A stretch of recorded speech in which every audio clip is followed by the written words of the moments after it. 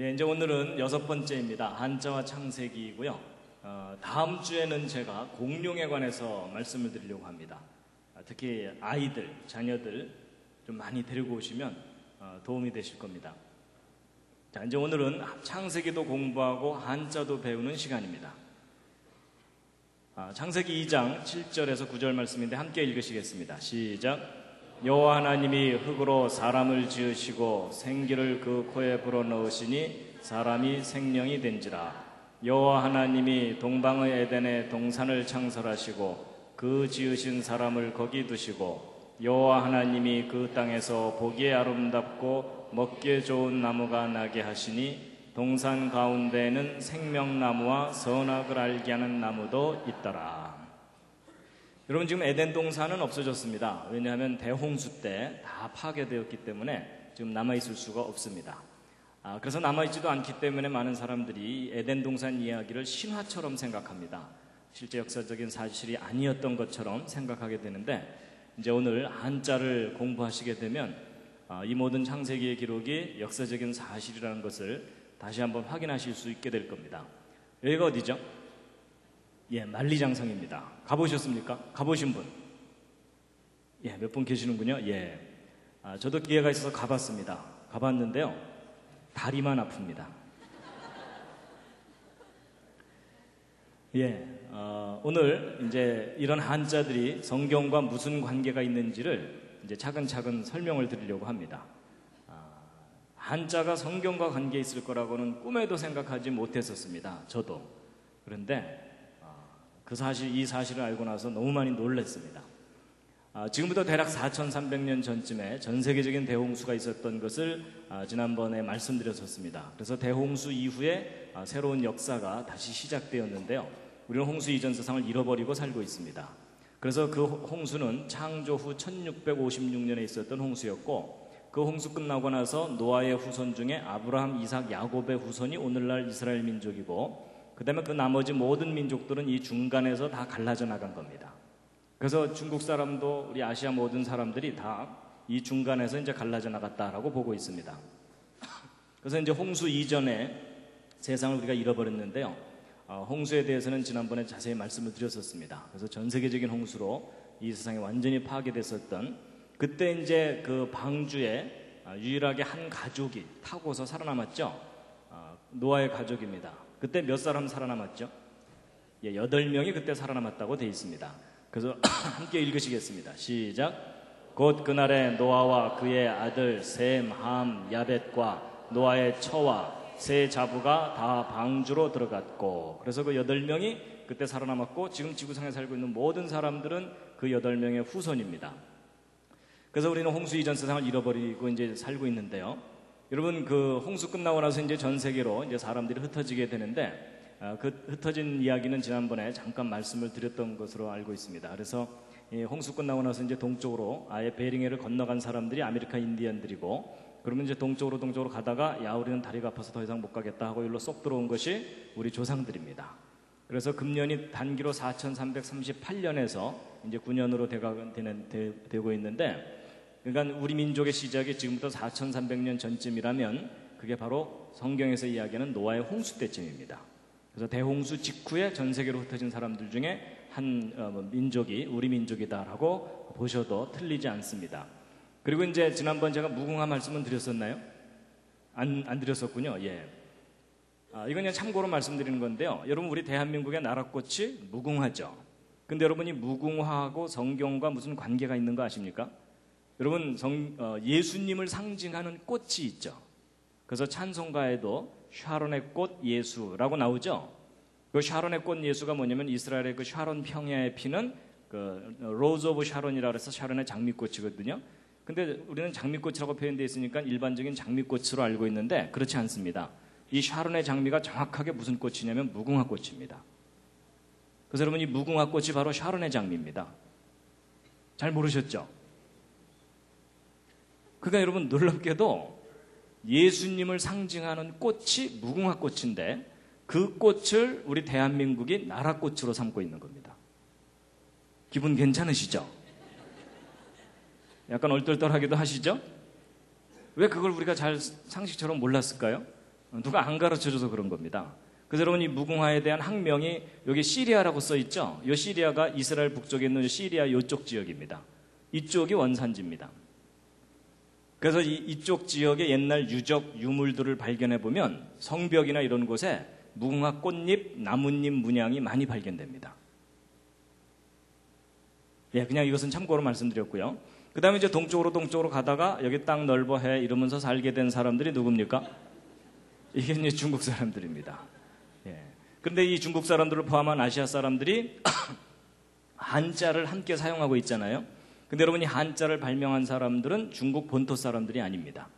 연구를 해보면 이 한자는 동이족이라고 이 중국보다는 약간 동북쪽에 살고 있는 사람들이 발명한 것이라고 지금 알려져 있습니다.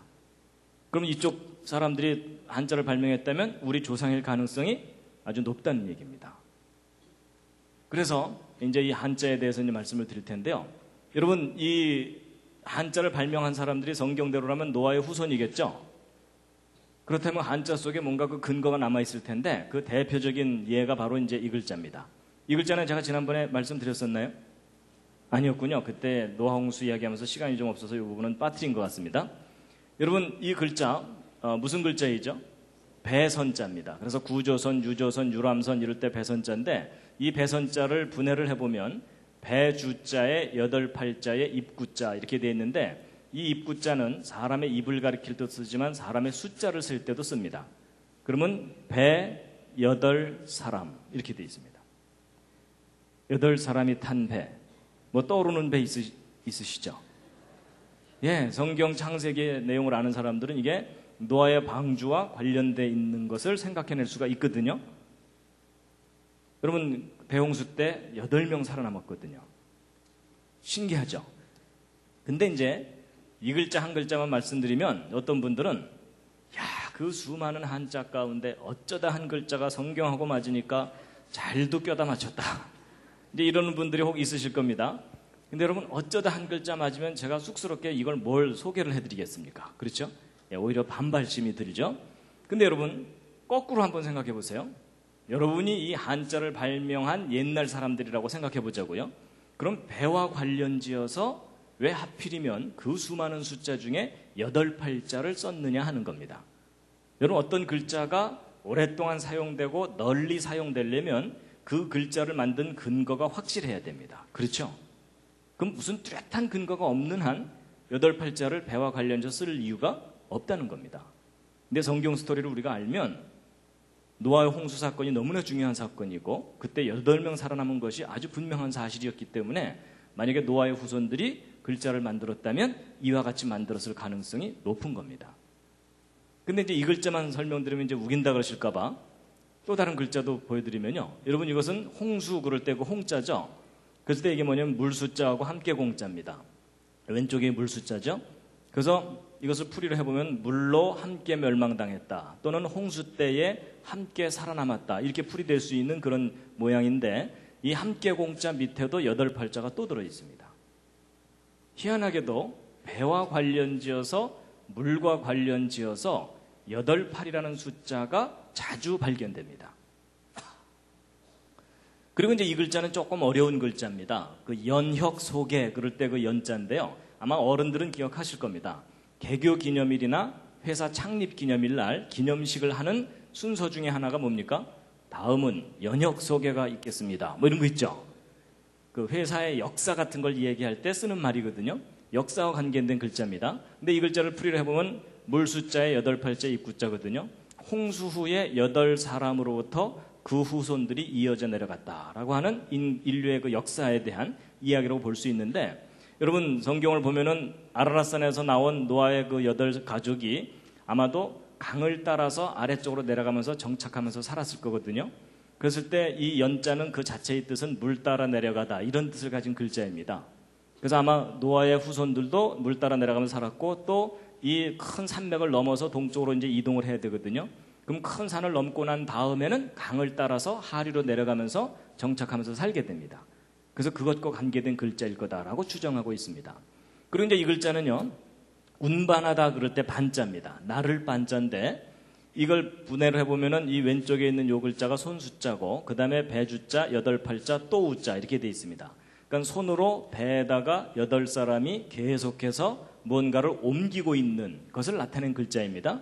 근데 성경 기록을 보면 하나님께서 노아에게 동물들을 방주에 다 싣게 하신 후에 또 식량을 옮겨 실으라는 명령을 하십니다. 그래서 성경 창세기 6장 21절을 보면요. 너는 먹을 모든 식물, 먹을 것을 네개로 가져다가 저축하라 이러면서 방주에 실는 것을 명령하시는데 그것과 관계된 글자일 거라고 보고 있습니다. 잘 껴맞추죠. 그런데 이제 한자 중에 참 신기한 글자가 하나 있습니다. 바로 이제 이 글자입니다. 이거 무슨 뜻이죠?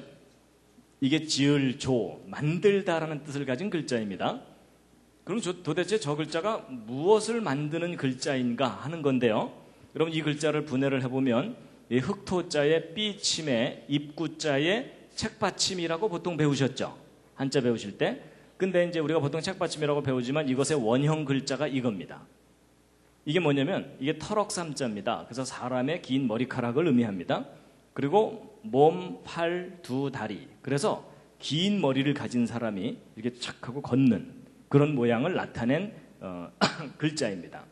그래서 이게 이제 그 뜻도 쉬엄쉬엄 가다, 달리다 이런 뜻을 가진 착자입니다. 그 다음에 이제 요 삐침이라고 알려진 이 글자는 모양새가 이렇게 삐쳐 있는 것처럼 돼 있어가지고 그렇지 이 글자의 원래 뜻이 무슨 글자냐면은 이 생명입니다.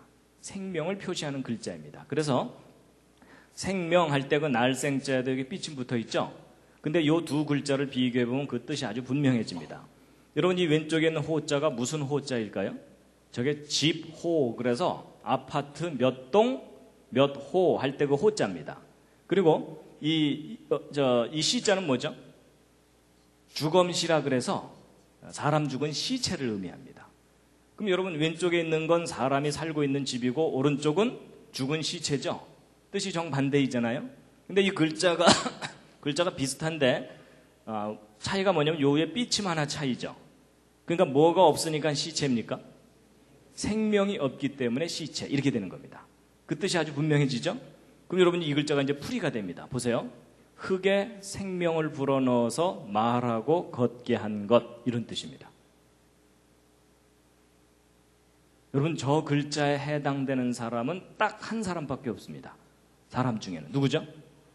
아담입니다. 여러분 성경을 보면 하나님께서 여호와 하나님이 흙으로 사람을 지으시고 생기를 그 코에 불어넣으시니 사람이 생명이 된지라 이렇게 돼 있죠. 여러분 성경을 보면은 인류의 맨 첫 번째 조상인 아담이 흙으로 지음받았다고 돼 있거든요. 근데 희한하게도 한자 속에 그 스토리가 담겨 있어요. 여러분 이 한자를 만든 사람들이 뭔가를 알고 있었던 사람입니다. 여러분 인류 가운데 아담만 흙으로 지음받았어요. 하와도 아담의 갈비뼈로 만들어졌고요. 여러분과 저는 어머니 태로부터 나와요. 그렇죠? 그러니까 이 글자에 해당되는 사람은 아담밖에 없어요. 참 신기하죠? 그러니까 여러분 흙으로 사람이 만들어졌다는 것은 이 성경을 알았던 사람들만 알았던 게 아니고요. 고대 동양 사람들도 그 사실을 알았었다는 얘기입니다. 근데 여러분 사람의 조상, 그러니까 이 아담이 흙으로 만들어졌다는 거 믿으시나요? 표정을 보아서는 지금 거의 안 믿으시는 표정입니다. 근데 여러분 아담이 흙으로 만들어졌다는 말이 과학적인 말입니까? 비과학적인 말입니까? 옆에 있는 분과 한번 상의해 보시죠.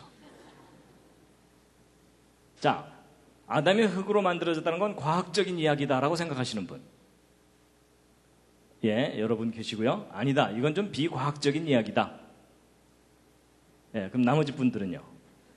들어보고 결정하시겠다 이런 표정이시네요. 여러분 저도 예전에는 흙으로 사람이 만들어진다는 건 비과학적인 것이라고 생각했습니다. 그런데 아니에요.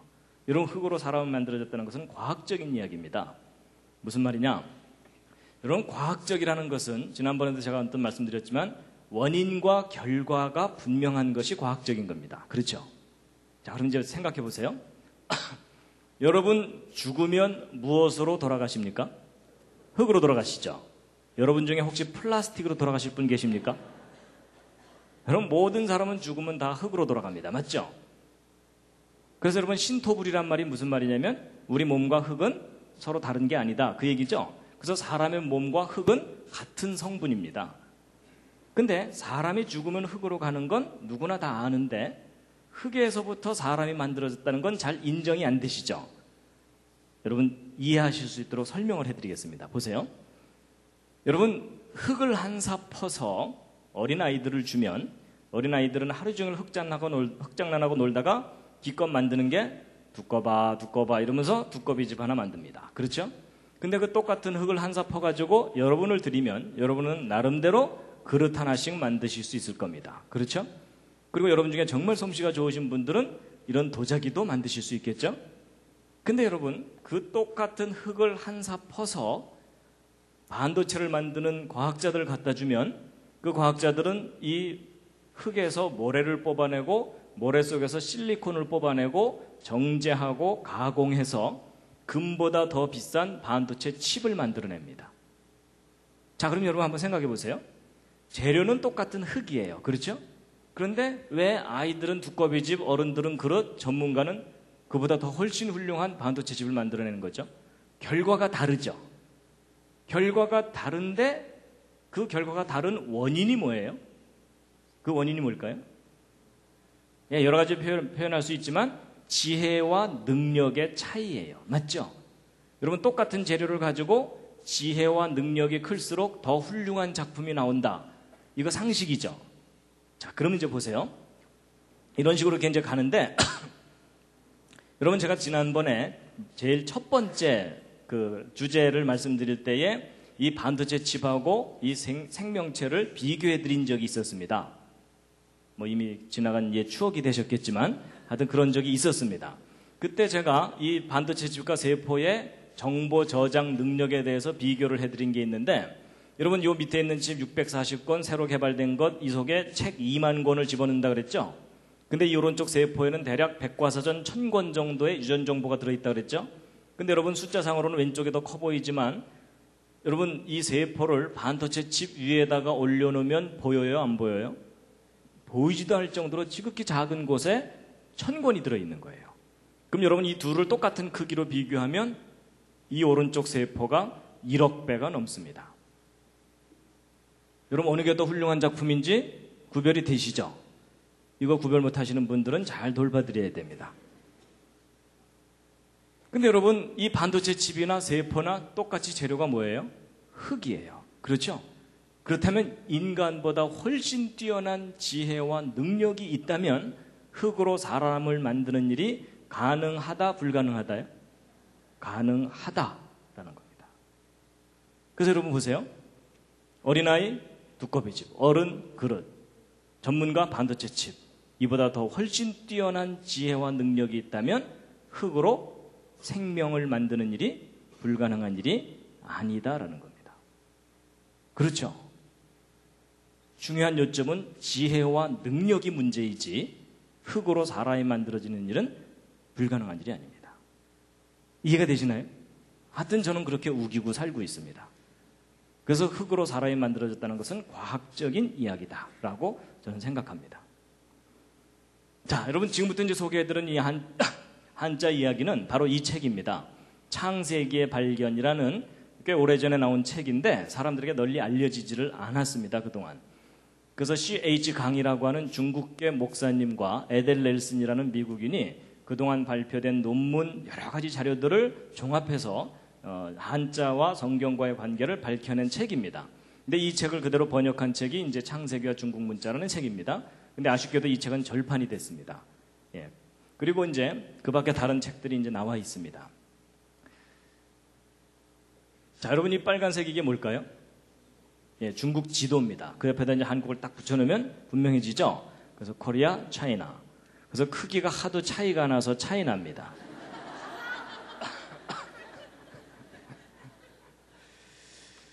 그래서 이 중국을 포함한 아시아 사람들이 이렇게 이제 한자를 사용하고 있는데요. 기왕 이제 중국 한자 얘기를 해야 되니까 중국 잠깐 함께 구경하시겠습니다. 북경 천안문입니다. 그 천안문 사태 때문에 전 세계에 널리 알려지게 됐고, 천안문의 야경이고요. 이 천안문 안쪽에는 고궁이라고 하는, 우리한테는 자금성이라고 알려진 큰 이제 성이 있습니다. 여기 뭐 아주 어마어마한 건물들이 이렇게 있고 여기서 여기까지 들어가려면은 외국 사신들이 여기서부터 여기까지 들어가려면 기가 팍 죽을 정도로 크게 만들어 놨습니다. 그리고 이제 그 청조 때의 서태후의 여름별장이라고 하는 이화원입니다. 예, 그래서 뭐 어마어마한 규모의 이제 별장을 이렇게 만들어 놓은 곳이 또 있고요. 그 다음에 이제 천단공원이라 그래서 옛날 명나라, 청나라 시절에 황제가 상제에게 제사 지내던 장소입니다. 그리고 이제 그 밖에 이제 중국식 건물인데 우리 건물하고는 좀씩 다르죠? 그런데 중국이 너무나 짧은 시간 내에 급변했습니다. 그래서 여기도 중국입니다. 여기가 이제 그 상해입니다. 상해 푸동이라고 하는 그 신시가지인데 이 상해 살고 있는 사람들은 자기들을 중국 사람들이라고 부르면 싫어한답니다. 상해 사람이라고 불러달라 뭐 이렇게 얘기한답니다. 북한의 김정일이 이 상해에 방문했다가 큰 충격을 받았죠. 예, 그래서 우리도 뭐 좀 하자고 뭐 이러면서 이제 하다가 된 것 중에 하나가 지금 평양과학기술대학을 지어주는 일이 지금 진행되고 있습니다. 그래서 이제 신시가지고 그 반대편 이쪽에는 이제 구시가지인데 옛날 독일 사람들이 개발해서 유럽식 건물들이 이렇게 있고요. 하여튼 중국은 지금 너무나 빠르게 발전하고 있습니다. 그리고 이것은 저 티벳 고원의 포탈라궁이라고 하는 라마 불교의 성지라고 하는 곳입니다. 거대한 건물이 이렇게 있는데요. 저런 거 보시면서 와 크다 이렇게만 생각하지 마시고요. 주여 신학교로 바뀌게 하여 주시옵소서 이러면서 기도하셔야 됩니다. 예, 중국의 거리의 모습이고요. 요즘은 이런 모습들이 아주 빨리 사라져가고 있습니다. 여러분 이런 거 보시면 기분 괜찮으시죠? 예, 뭐 LG, 현대 뭐 하여튼 주렁주렁 걸려 있습니다. 하여튼 고대의 유물과 현대의 그 발전이 함께 있는 큰 나라가 중국인데요. 지금부터 이제 차근차근 이제 말씀을 드리면 여러분 제가 한자를 중국 문자라고 표현하지 않고 동방 문자라고 표현한 것이 중국 본토 사람들이 개발한 것이 아니기 때문에 제가 이제 저렇게 표현을 했습니다. 그런데 이 한자가 도대체 언제부터 만들어지기 시작했는지에 대해서 연구를 해보면 BC 2500년경쯤부터일 거라고 추정되고 있습니다. 근데 저것은 좀 대략 추정치이기 때문에 지금 현재로부터 대략 한 4500년 전쯤이거든요. 근데 지금부터 대략 한 4500년 전쯤이 바로 무슨 사건이냐면 성경의 노아의 홍수 사건입니다. 그러니까 대홍수 직후에 동쪽으로 간 사람들이 한자를 발명했을 가능성이 높다라고 볼 수 있다는 겁니다. 그 다음에 이제 한자를 분류할 때 이렇게 단순 무식하게 분류하지는 않습니다. 그렇지만 제가 이제 설명을 쉽게 하기 위해서 간단하게 분류를 해보면 어떤 모양을 그대로 본뜬 글자들이 있는가 하면 그것을 조합한 글자들이 있고 그 밖에 파생되는 많은 글자들이 있죠. 근데 여러분 이 세 가지 형태의 글자 중에 어느 글자가 가장 먼저 개발됐겠습니까? 당연히 맨 위에 부분에 기본 글자들이 먼저 개발됐겠죠.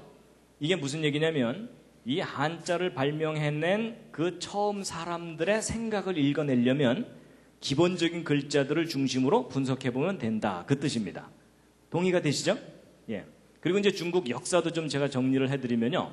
여러분 예수님이 오셨을 때를 기준으로 해서 지금 21세기에는 중국이라는 나라가 있고 그 이전에는 중화민국, 청명, 원나라, 남송, 북송, 5호 16국 좀 이따 시험 보겠습니다. 여러분 중국에서 태어나서 역사 배우지 않은 걸 참 감사하시기 바랍니다.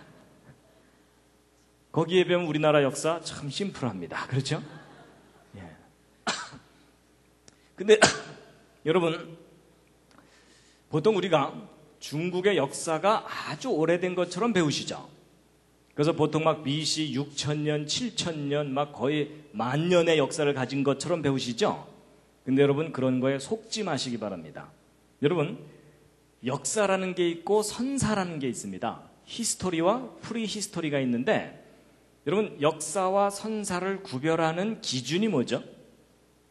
그게 기록을 통해서 객관적으로 검증할 수 있는 것까지만 역사라고 합니다. 그렇죠? 근데 여러분 그 긴 중국의 역사도 엄밀한 의미에서 기록을 통해서 확인할 수 있는 역사는 결코 그렇게 길지 않습니다. BC 15세기 정도가 최대입니다. 그러니까 은나라의 흔적이 좀 남아있고 주나라 이후가 제대로 된 역사이고 그 이전은 선사에 해당됩니다. 근데 여러분 BC 15세기가 언제냐면 성경의 기록으로 볼 때 모세가 출애굽할 때쯤입니다. 그러니까 여러분 그렇게 긴 역사를 가졌다는 중국조차도 그 역사가 BC 15세기를 넘어가지 않고 그리고 기록을 통해서 최대의 역사가 하나라 뭐 이런 사망오제 이런 때거든요. 그렇기 때문에 이 BC 25세기를 크게 넘어가지 않습니다. 결국 노아 홍수 그 시간을 뛰어넘는 역사라는 것이 없다는 얘기입니다. 그리고 이제 우리나라 역사도 이제 비교를 해놓은 건데, 소위 그 고구려 백제 신라가 예수님 오셨을 때쯤 시작됐고, 그 이전이 이제 고조선인데, 사실 이 고조선이라는 나라도 좀 막연한 기록만 있습니다. 그렇죠? 예. 그래서 이제 그 성경 역사하고 비교해 보면 대홍수 이후에 중국의 역사도 우리 고조선의 역사도 시작됐다라고 보시면 된다는 겁니다. 그리고 우리는 그 이전 세상은 잃어버린 겁니다. 그래서 이런 관점으로 본다면요, 인류의 역사가, 그러니까 기록을 통해서 확인할 수 있는 역사가 그렇게 길지 않다는 이야기가 거꾸로 대홍수가 있었다는 것에 대한 큰 증거가 됩니다. 자, 그 다음에 이제 여러분 그 동양의 대표적인 종교와 사상이 뭐죠? 예, 대표적인 종교는 불교고 대표적인 사상은 유교죠. 그래서 여러분과 저도 비록 기독교인이 됐기는 했지만 저 불교와 유교의 뿌리가 뿌리 깊게 남아 있어요. 맞죠? 예. 그래서 이제 우리가 이 영향을 참 많이 받았는데, 근데 이제 질문을 좀 바꿔서요, 이 동양의 뿌리가 되는 종교가 뭐냐라고 질문을 하면 대답이 달라집니다. 일단 불교나 유교는 뿌리가 되는 종교일 수가 없습니다. 왜냐하면 불교나 유교는 석가모니나 공자 등에 의해서 시작됐는데 이 사람들이 BC 5세기, 6세기 요때쯤 사람들이거든요. 근데 동양 사람들은 이미 그 이전부터 살고 있었죠. 그렇다면 뿌리가 되는 종교를 알아내려면 그 이전 사람들이 갖고 있던 종교를 밝혀내야 됩니다. 그렇죠. 그런데 그 이전 사람들이 어떤 종교 형태가 있었는지를 알아내려면 무엇을 연구해보면 되냐면 바로 한자입니다. 여러분, 한자가 대략 이때쯤 만들어지기 시작했다고 추정하고 있거든요. 그렇다면 이 사람들이 어떤 종교 형태를 가지고 있었다면, 그리고 그들이 어떤 신을 숭배했다면 그것이 그들의 글자 속에 흔적으로 남아있을 수 있겠죠. 그래서 이제 그걸 찾아내면 되는데 별로 어렵지 않습니다.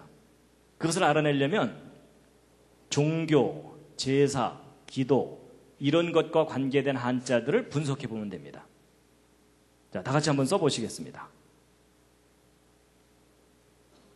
한자로. 자, 옆에 있는 분과 상의해가면서 한번 써보시죠. 예, 지금 거의 망연자실한 표정이십니다. 예, 종교, 제사, 기도 이런 한자를 한번 써보시면요, 제가 다 써왔습니다. 예, 안 쓰실 거 알고 제가 다 써왔습니다. 종교, 제사, 기도 이렇게 쓰거든요. 그 다음에 그것과 관계된 한자들을 이것저것 모아놓은 겁니다. 여러분, 종교에는 신이 있고 그 신을 숭배합니다. 그리고 이제 참선, 여러분 참선은 기독교적인 용어로 바꾸면 큐티, 묵상 뭐 이런 겁니다. 그 다음에 이제 제사에는 사직이 있죠. 그래서 여러분 서울에도 부산에도 사직공원이 있죠. 그 다음에 이제 예절, 여러분 거의 모든 예절이 제사로부터 나왔다고 해도 과언이 아닐 정도로 제사와 예절은 아주 깊은 관계가 있습니다.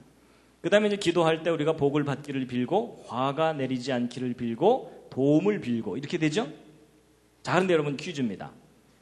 이런 종교, 제사, 기도와 관계된 한자들을 이것저것 모아놓고 나면 이상하게 눈에 자주 뜨이는 부수 글자가 하나 있습니다.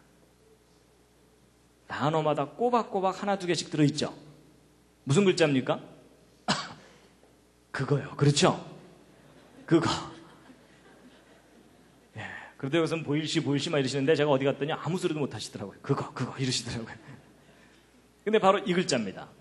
이 글자가 무슨 글자냐면 바로 보이다라는 뜻의 시자고, 또는 계시하다, 나타내주다 이런 거거든요. 근데 여러분, 계시하는 존재가 누구죠? 신이에요. 그렇죠? 근데 이제 그러면 이 글자가 글자마다 꼬박꼬박 들어있는데 저 글자가 뭔가 중요한 열쇠를 가지고 있는 글자입니다. 그럼 이제 이 글자의 비밀을 풀어야 되는데, 여러분 이 보일시의 옛날 그림 글자 형태가 여러 가지 형태로 있는데 그 중에 가장 단순하고 기본적인 형태가 이겁니다. 자, 그런데 여러분 우리가 한자를 배울 때 한자는 각 획마다 다 뜻이 있는 거 아시죠? 그렇죠? 그래서 한자 배울 때 기본 세 획이 어떤 거냐면 그걸 나타내는 글자가 바로 이 장인 공자입니다. 여러분 한자가 네모나게 보통 생겼는데 장방형으로 생겼는데 여러분 위에 가로로 한 획이 무슨 뜻일까요? 이게 하늘입니다. 하늘. 그럼 밑에 가로로 한 획은 뭐겠습니까?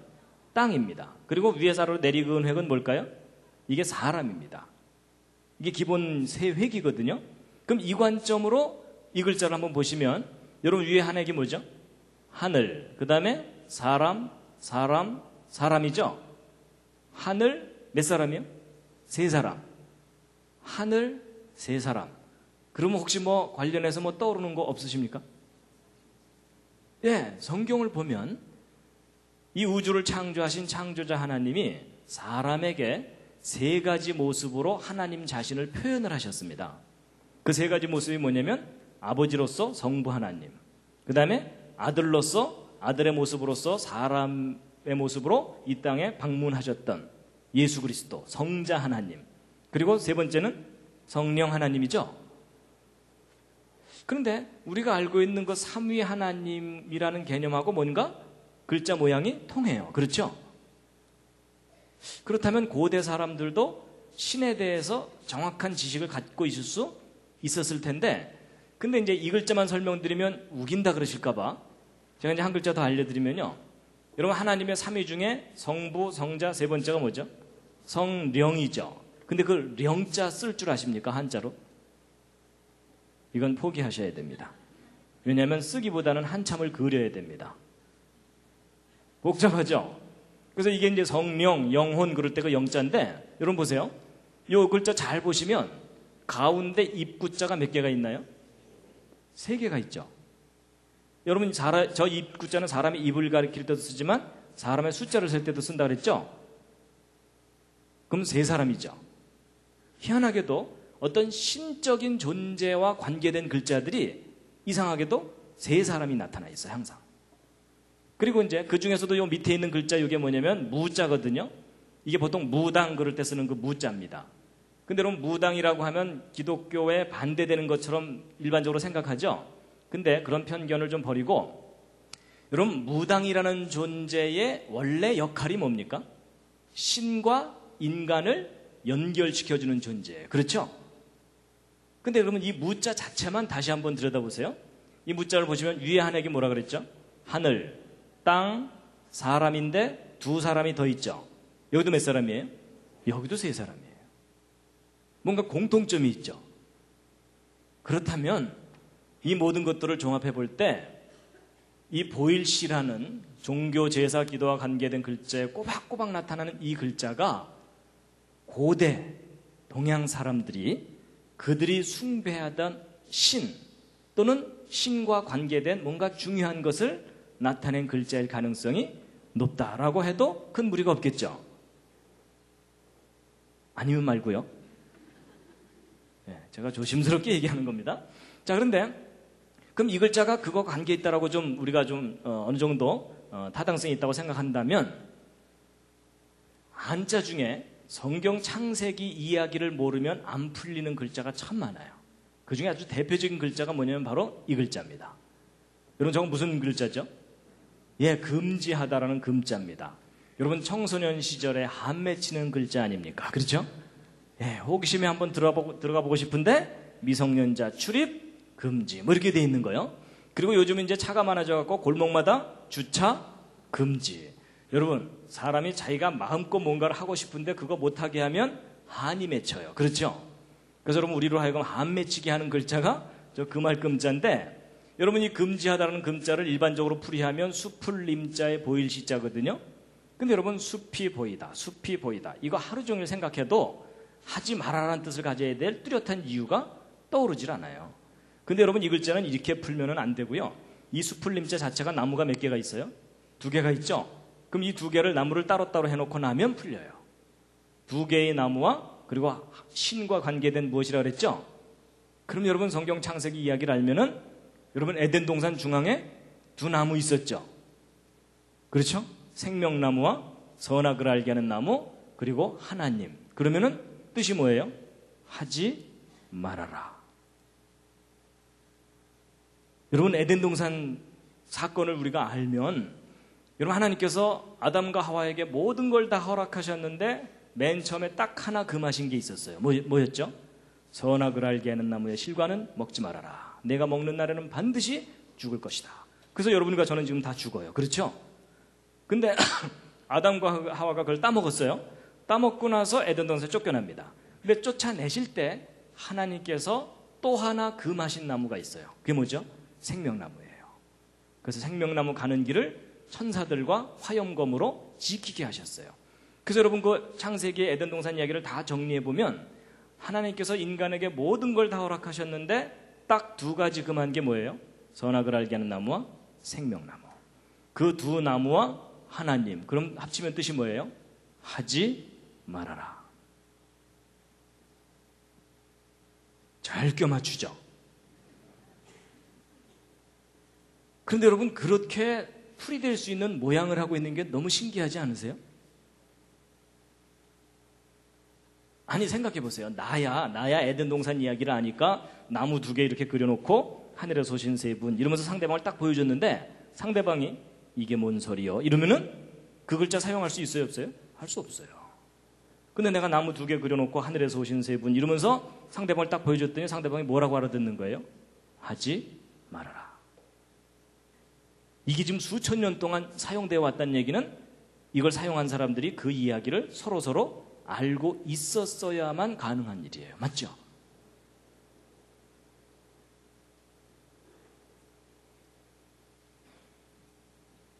신기하죠?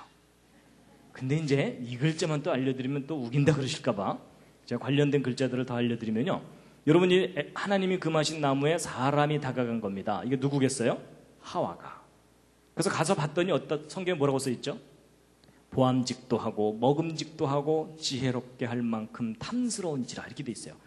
야 저거 하나 따먹으면 수능 만점 받겠다 뭐 이런 거예요. 그래서 이게 그 뜻이 뭐냐면 우러러보다 고개를 쳐들다라는 금자예요.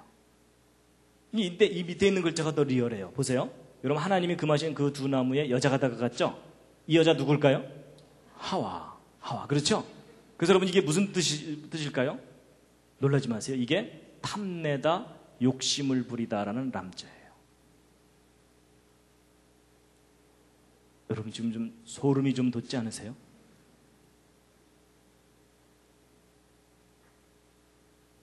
여러분 에덴 동산 얘기가 신화인 줄 알았는데 고대 동양 사람들이 알고 있던 얘기였어요.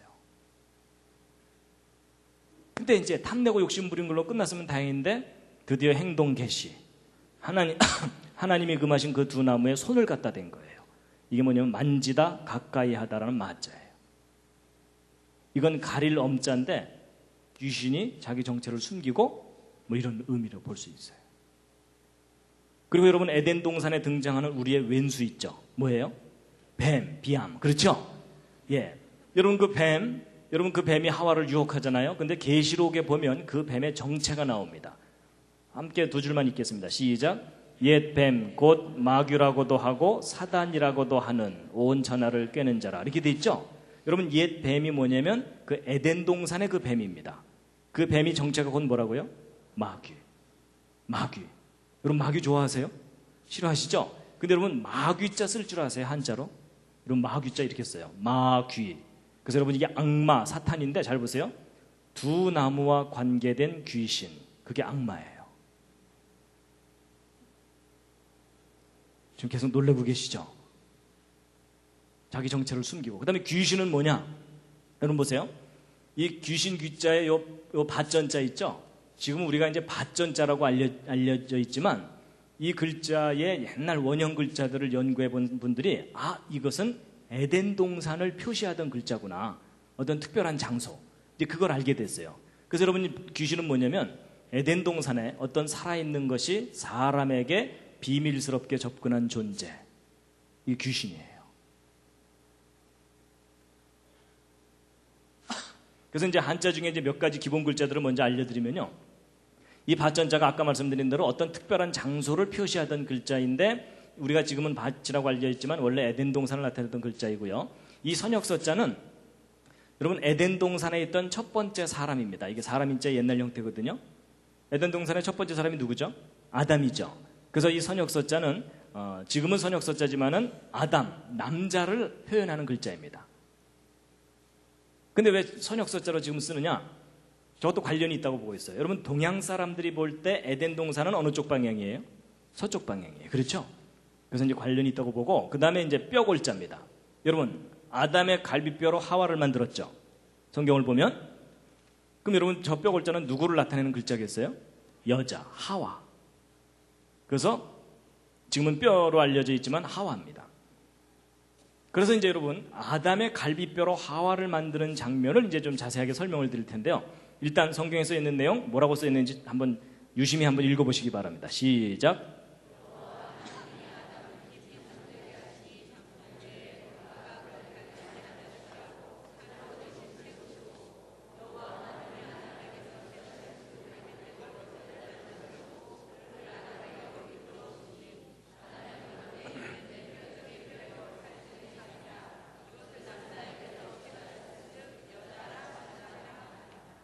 예, 여러분, 여자는, 하와는 아담의 갈비뼈로 만들어졌다고 성경에 되어 있습니다. 자, 퀴즈를 드리겠습니다. 여러분, 오늘날 남자들이 갈비뼈 양쪽 개수가 똑같을까요? 다를까요? 옆에 있는 분과 한번 상의해 보시기 바랍니다. 자, 그리고 남자분들은 한번 튕겨 보시기 바랍니다. 띠리리리리링. 아니, 옆에 있는 분하고 싸우셨나요? 왜 서로 상의를 안 하시나요? 자, 확인해 보겠습니다. 1번 똑같을 거다. 2번 다를 거다. 이제 하나가 없을 거다. 3번 잘 모르겠다. 이 중에 택하시면 됩니다. 자, 뭐 서로 모르니까 우기셔도 됩니다. 자, 1번 오늘날 남자들 갈비뼈 양쪽 개수가 똑같을 거다. 오, 그 중에 내가 확인해 봤다. 예, 대부분 이제 확인 안 하시고 그냥 우기시는 거죠. 예, 내려주시고요. 자, 2번 아니다. 오늘날 남자들 갈비뼈 하나가 없을 거다. 꽤 많이 손 드셨죠? 예, 지금 손 드신 분들을 잘 돌봐드리시기 바랍니다.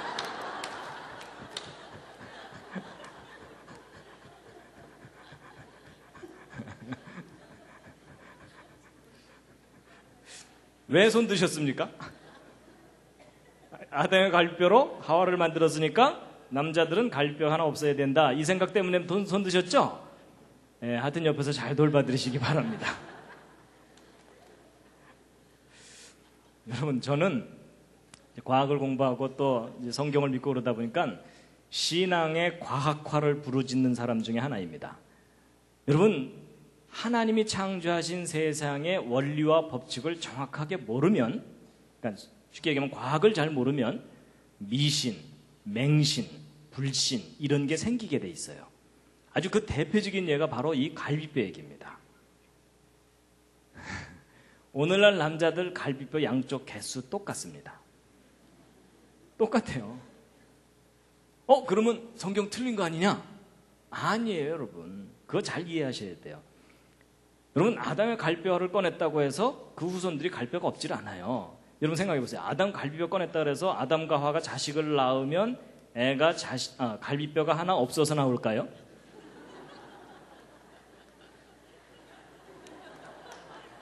아닌 거 짐작하시겠죠? 여러분, 만약에 그런 식으로 유전이 되는 거라면 문제가 심각해져요. 여러분 조상님 중에 논에 나가서 낫질하다 손가락 잘린 분, 자식을 낳았더니 애가 손가락이 하나 없어서 나와, 전쟁 나가서 다리 잘린 분 집에 돌아와서 애를 낳았더니 애가 다리가 없어서 나와. 여러분, 이런 식으로 유전이 되는 거라면 지금 현재 여러분과 저는 몸뚱이만 앉아 있어야 됩니다. 맞죠? 여러분, 유전은 지난번 말씀드린 것처럼 유전 정보, DNA, 그걸로 유전이 되는 거지 갈비뼈를 꺼냈다고 유전자 정보가 변해요? 아닙니다, 여러분. 그냥 과학의 원리를 잘 모르면 그런 오해를 하게 돼 있어요. 그래서 여러분, 바로 이 문제를 정확하게 몰랐기 때문에 그동안 많은 기독교 학생들이 학교에 가서 핍박을 받았어요. 학교에서 못된 친구가 이제 붙들어 놓고서, 야, 너 성경 믿지? 응. 그럼 창세기에 그 아담의 갈뼈로 하와 만들었다는 거 믿겠네? 응. 그럼 아담의 갈뼈로 하와를 만들었으면 남자들은 갈뼈 하나 없어야 되겠네? 응. 이러면서 이제 비극이 시작되는 거예요. 근데 뭐 엑스레이 찍어보고 뭐 다 봐도 인체 도감 다 봐도 갈뼈 양쪽에서 똑같거든요. 그거 봐 임마 성경 틀렸잖아 이러면은 이 학생이 아무 말도 못하는 거예요. 그렇죠? 그냥 얼굴이 빨개져갖고 그날 저녁 교회 뒷자리 어두컴컴한 데 앉아서 울면서 기도하는 거예요. 주여 이게 어찌 된 일이옵나이까 이러면서. 그래서 여러분 아담 갈비뼈 꺼냈다고 남자들 갈비 하나 없애야 된다. 이건 잘못된 생각입니다. 예, 그거 아니에요. 자, 그런데 여러분 또 여러분 아담의 갈비뼈를 꺼내서 여자를 만들었다. 하와를 만들었다. 이거 과학적인 이야기입니까? 비과학적인 이야기입니까? 이젠 분위기상 과학적인 얘기라고 대답은 해야 될 것 같은데 뭐 좀 떠오르는 아이디어가 없으시죠? 여러분 예전에는요, 야야 그 아담 갈뼈로 하와를 만들었다는 그런 황당한 창세기를 내가 어떻게 믿냐 이러면서 사람들이 그거 못 믿었거든요. 근데 요즘은 그런 얘기하면 바보입니다. 왜냐하면 여러분 요즘 인간 복제 많이 들어보셨죠? 그게 뭐 하는 거예요? 여러분 몸에 있는 세포 하나 떼어내 갖고 여러분과 똑같은 사람을 또 하나 만든다는 거예요. 맞죠? 그럼 여러분 그게 무슨 얘기냐면 우리 몸의 일부를 떼어내서 또 하나의 사람을 만드는 일이 가능하다 불가능하다? 가능하다고 지금 과학자들이 외치고 있잖아요. 그렇죠? 과학적으로 가능하다고. 근데 여러분 아담의 갈비뼈를 꺼내서 하와를 만들었다는 얘기는 그 요약하면 뭐예요? 아담의 몸의 일부를 떼어내서 또 하나의 사람을 만들었다는 얘기죠. 그게 무슨 얘기예요? 생명이 복제될 수 있다는 얘기죠. 그렇죠? 그 얘기가 그 얘기예요. 맞죠? 저는 오히려 이 띨띨한 인간도 세포 하나만 떼어내도 또 하나의 사람을 만들 수 있다고 우기는데 그 전능하신 분께서 왜 하필이면 뭉태기로 떼내셨을까? 전 그게 오히려 이상해요. 근데 아마 세포 하나만 떼냈다면 우리가 이해를 못 하실까 봐 뭉태기로 떼내셨나? 전 그런 생각도 해봤어요. 맞죠? 불완전한 지식을 가진 인간도 사람 몸 일부를 떼내서 또 하나의 사람을 만들 수 있는 시대잖아요. 그게 과학적으로 가능하잖아요. 그렇죠? 근데 전능하신 분이 그거 못 하시겠어요. 그렇죠? 그러니까 여러분 생명 복제의 시조가 누구세요? 여러분 하나님이세요. 그렇죠? 과학자들이 이제 그 원리를 알아낸 것뿐이에요. 이해가 되시죠? 그 다음에 여러분 보세요. 아담을 깊이 잠들게 했다 그랬죠? 전신마취의 시조가 누구십니까?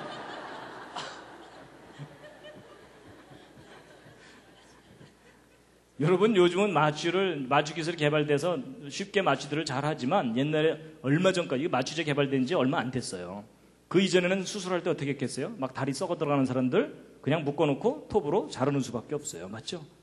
그게 얼마나 끔찍한 일이에요. 근데 여러분 성경을 봤더니 뭐가 써 있어요?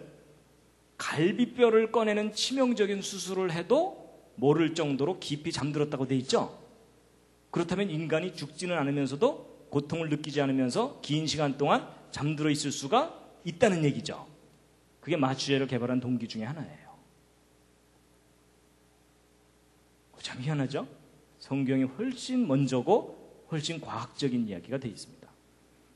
그 다음에 이제 여러분 아담의 갈비뼈를 꺼내서 하와를 만들었다고 되어 있죠? 근데 갈비뼈 꺼낸 자리를 성경을 보면 어떻게 되어 있다고요? 살로 대신 채웠다 이렇게 되어 있죠? 근데 여러분 이 과정을 그대로 나타낸 글자가 뼈골자예요. 자, 뼈골자 한번 주의깊게 다시 한번 보세요. 여러분 이 뼈골자를 보시면 요 밑에는 요 달월자 있죠?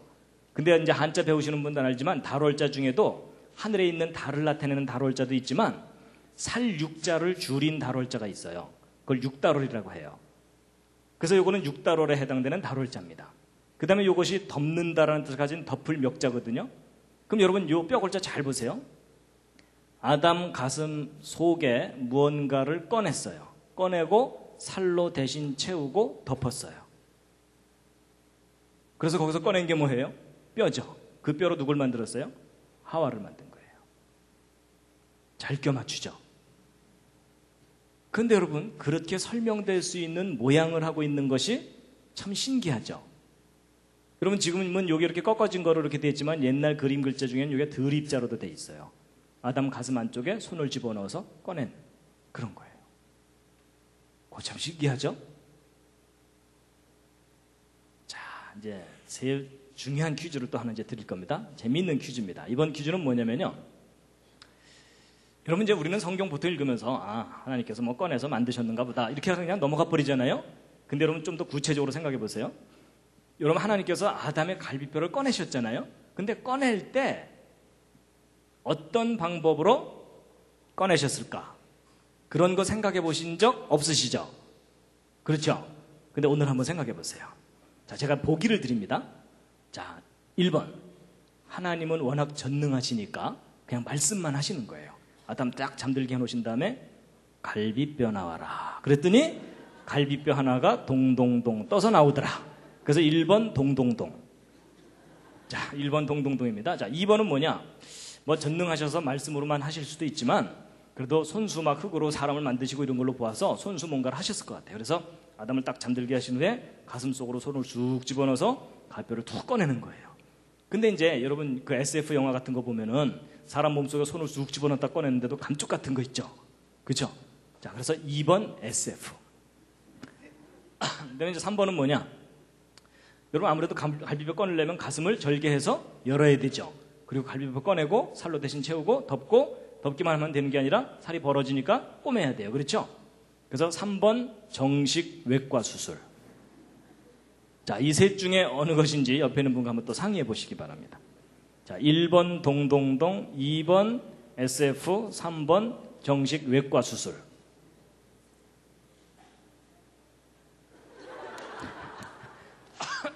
자, 이제 확인해 보겠습니다. 서로 모르니까 우기셔도 됩니다. 예, 재미삼아 그냥 한번 풀어보시면 됩니다. 자, 전능하시기 때문에 말씀만으로 하셨을 거다. 자, 1번 동동동. 동동동일 거다.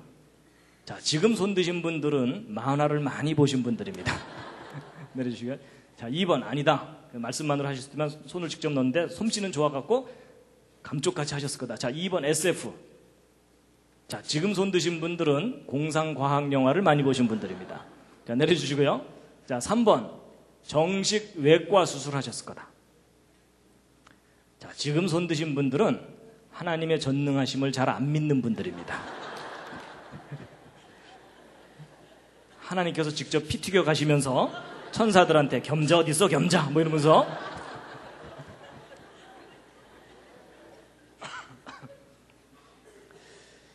근데 여러분 몇 번일 것 같습니까?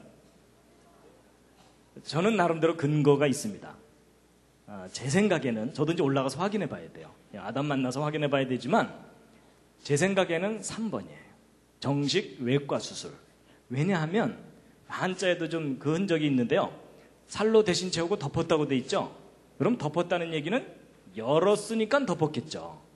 그렇죠.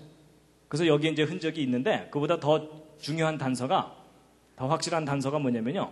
아담의 고백입니다. 아담의 고백. 여러분, 아담은 완벽하게 기절했다 일어났죠. 근데 앞에 여자가 있는 거예요. 하나님이 이제 만들어서 데리고 왔으니까. 근데 아담이 뭐라고 고백해요?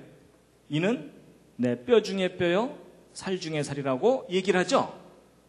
쉽게 얘기하면 뭐예요? 이건 내 뼈다구다. 이러면서 지금 자기 거라고 주장하는 거잖아요. 그렇죠? 근데 그게 좀 이상해요. 왜냐하면 저 하나님이 가르쳐 주셨다는 말도 없거든요. 아담이 스스로 한 말이에요. 이상한 게 뭐냐면 여러분, 아담은 자기가 흙으로 지음받았다는 거 알겠죠. 일단. 그죠? 하나님과 대화가 되는 사람이니까. 그럼 이제 아담이 완벽하게 기절했다 딱 일어났어요. 근데 앞에 여자가 있어. 그럼 아담이 뭐라고 생각해야 되냐면 내가 기절한 사이에 하나님께서 이 여자도 흙으로 만들어서 내 앞에 데리고 왔는가 보다라고 생각하는 것이 정상적인 판단이에요. 맞죠? 근데 아담이 지금 그렇게 말을 하는 게 아니라 지금 뭐라고 우기는 거예요? 이 여자는 내 뼈다구다 이러면서 소유권을 주장하고 있는 중이에요. 맞죠?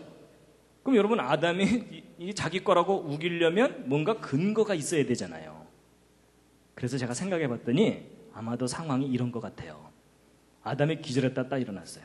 앞에 여자가 있어.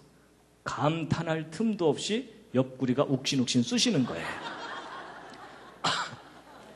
여러분, 그 대수술을 했는데 여기가 뭐 멀쩡하겠습니까? 그래갖고 아담이 이상하다 싶어서 밑에를 딱 내려다봤더니 뭐 꺼낸 자국이 있어. 그래서 이제 확인하느라고 위에서 띠리링 튕겨봤더니 하나가 비어. 그럼 아담의 합리적인 결론은 뭐겠어요? 이 여자? 예, 이거 꺼내서 만들었으니까 누구 거예요? 이 여자 내 거다. 제가 하도 할 일이 없어서 별 생각 다 해봤습니다. 근데 여러분, 제가 이렇게 우기는 것도 또 근거가 있습니다. 여러분이 아담 갈비뼈 꺼낸 흉터 있었겠어요? 없었겠어요? 하나님이 워낙 솜씨가 좋으시니까는 없애실 수도 있죠. 그런데 남겨두셨을 가능성이 높아요. 왜냐하면 그 예가, 여러분 엊그제가 이제 부활주일이었죠? 여러분 예수님 부활하셨을 때 제자들에게 무엇 보여주셨어요? 손에 못자국과 옆구리에 창자국 보여주셨죠? 여러분 예수님이 누구시냐면 창조자 하나님이세요. 창조자 하나님이 이 땅에 오셔서 부활을 하셨는데 이 손에 못자국, 창자국 이거 지우실 수 있겠어요? 없겠어요? 지우실 수 있죠. 근데 안 지우신 걸까요? 못 지우신 걸까요? 예, 분위기상 안 지웠다고 대답하셔야 되겠죠? 혹시 못 지우셨을까요? 잘 안 없어지네 뭐 이러면서 아니, 그럼 안 지우셨어요. 그건 예수님 자신을 위해서가 아니에요. 누구를 위해서? 제자들에게 증거로 확인시켜 주려고. 맞죠? 그래서 예수님도 그 흉터 안 없애신 걸로 볼 때 하나님께서 아담 갈비뼈 꺼내신 후에도 그 흉터 그냥 평생도록 지니고 살도록 하셨을 가능성이 높아요. 그럼 아담은 이제 부부싸움 할 때마다 항상 여기를 보면서 아 여기서 나왔지 뭐 이러면서 이해가 되시죠? 그래서 여러분 천국에 가서 아담을 찾는 법 뭐예요? 그 흉터 있는 분 찾으시면 돼요. 근데 예수님도 흉터가 있으시거든요. 그러니까 예수님과 아담을 구별하는 방법이 뭔지 아세요? 손에 못자국도 구별하면 되지만 또 하나가 배꼽이에요. 배꼽. 아담은 배꼽이 있겠어요? 없겠어요? 네, 지난번에 얘기한 대로 근데 예수님 배꼽 있으세요? 없으세요? 있으시죠. 그렇죠. 마리아의 태로부터 나오셨으니까. 하여튼 제가 뭐 창세기로 별 생각 다 해봤습니다. 여러분 창세기 이렇게 공부하면 너무너무 재밌습니다. 자, 그래서 여러분 보세요. 필요하다는 요자죠.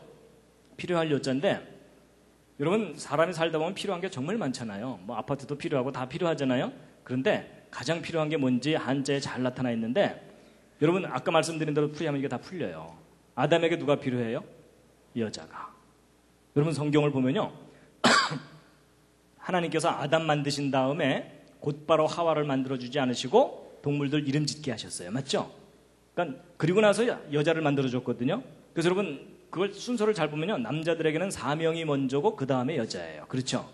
하여튼 그렇게 돼 있어요. 근데 창세기를 읽으면 하나님께서 첫째 날, 둘째 날, 셋째 날 만드시면서 보시기에 좋았더라, 보시기에 좋았더라, 보시기에 좋았더라 계속 나오는데 좋지 않다고 한 장면이 여기 나와요. 뭐예요? 남자가 혼자 사는 것이 좋지 못하다. 구체적으로는 아담이 혼자 사는 것이 좋지 못하니 내가 그를 위하여 돕는 배필을 지으리라 하시고 여자를 만들어 주셨어요. 자, 그럼 여러분 여자가 창조된 목적이 뭐예요?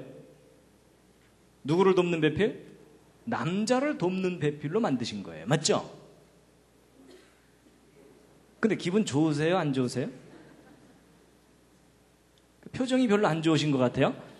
자, 일단 남자분들 여자는 남자를 돕는 배필로 지음을 받았다. 기분 좋으세요? 안 좋으세요?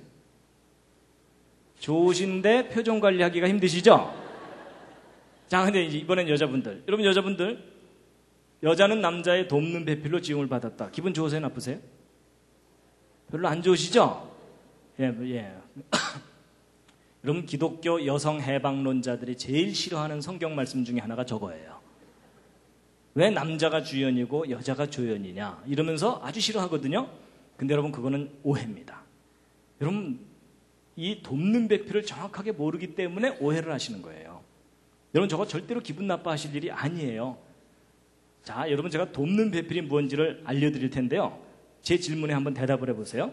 자, 돕는 배필. 여러분 똘똘한 사람이 띨띨한 사람을 돕습니까? 띨띨한 사람이 똘똘한 사람을 돕습니까?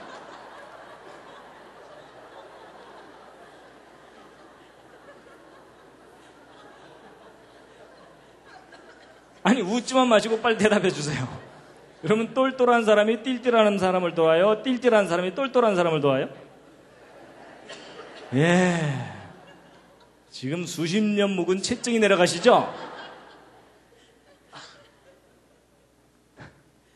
그럼 제가 지금 웃자고 하는 얘기가 아니고요. 이게 굉장히 중요한 원리입니다. 성숙한 사람이 미숙한 사람을 돕게 돼 있고요. 그렇죠? 지혜가 많은 사람이 지혜가 적은 사람을 돕게 돼 있고 그렇게 돼 있어요. 아니 여러분 근본적으로 여러분 창조자 하나님이 우리 인간을 도와주세요. 우리 인간이 하나님 도와드려요? 하나님 요즘 힘드시죠? 저희들이 좀 도와드릴까요? 뭐 이래요? 아니에요 여러분. 완전한 사람이 불완전한 사람을 돕는 게 돕는다는 개념의 정확한 정의예요. 여러분 띨띨한 사람이 도와주면 일이 더 안 되는 거 아시죠? 그리고 여러분 창조 순서도 보세요. 첫째 날, 둘째 날, 셋째 날 뒤로 갈수록 더 훌륭한 작품이 계속 나오죠. 제일 마지막 작품이 인간이에요. 그렇죠? 하나님의 창조물 중에 최고의 작품이거든요. 그렇죠? 근데 그 인간 중에서도 제일 마지막 작품이 뭐예요? 여자예요. 그러니까 여러분 여자가 만들어지기 전까지는 보시기에 좋지 못하다고 돼 있죠. 그렇죠? 그러니까 여러분 하나님의 그 위대한 창조 작업의 제일 마지막 작품이 여자인 거예요. 그러니까 창조의 피날레입니다. 자부심을 가지시기 바랍니다. 맞죠?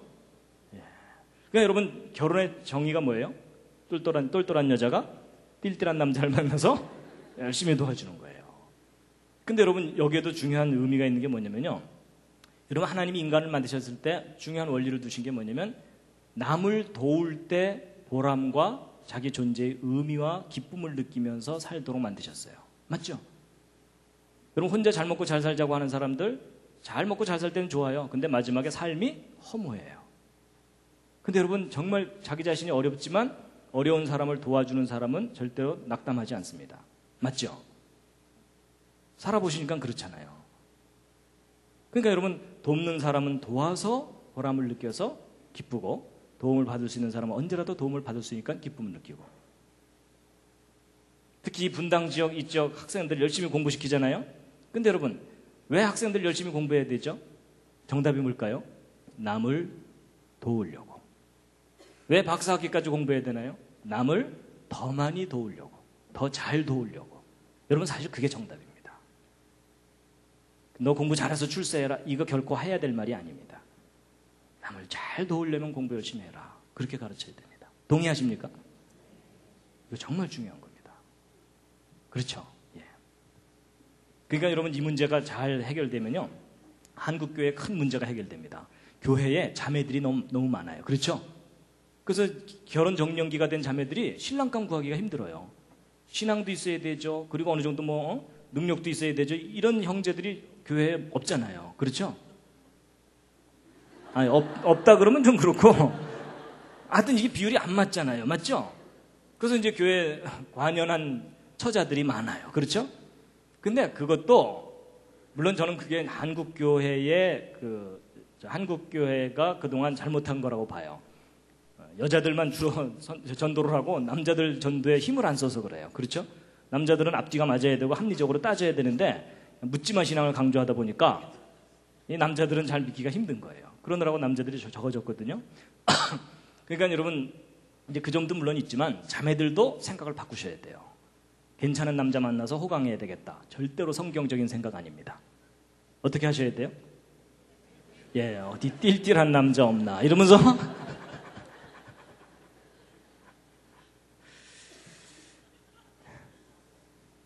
잠시 기지개 한번 켜주겠습니다.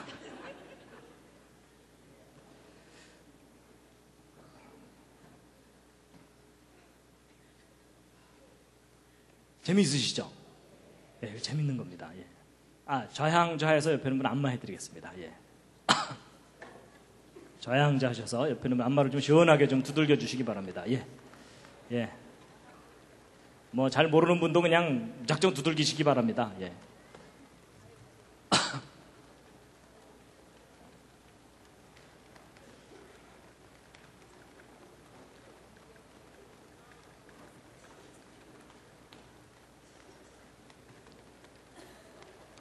예, 반대로도 해주시고요. 예.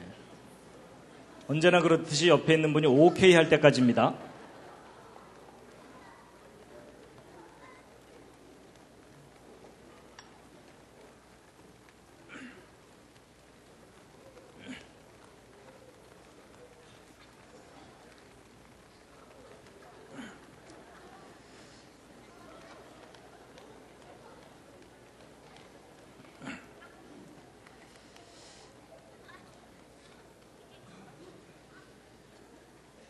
예, 이 한자 이야기 차근차근 이렇게 하면 2시간 걸립니다. 그래서 2시간 또 했다간 또 안 될 것 같아서 제가 중간중간을 조금 빠르게 건너뛰면서 좀 하겠습니다. 다 할까요? 예, 그러면 안 됩니다. 시간이 너무 부족합니다. 예. 그러니까 여러분 그 부부싸움 할 때 누가 참아야 됩니까? 똘똘한 여자가 참아야 됩니다. 똘똘한 여자가. 그렇죠? 예, 띨띨한 사람은 못 참아요. 제발 좀 참아주시면 감사하겠습니다.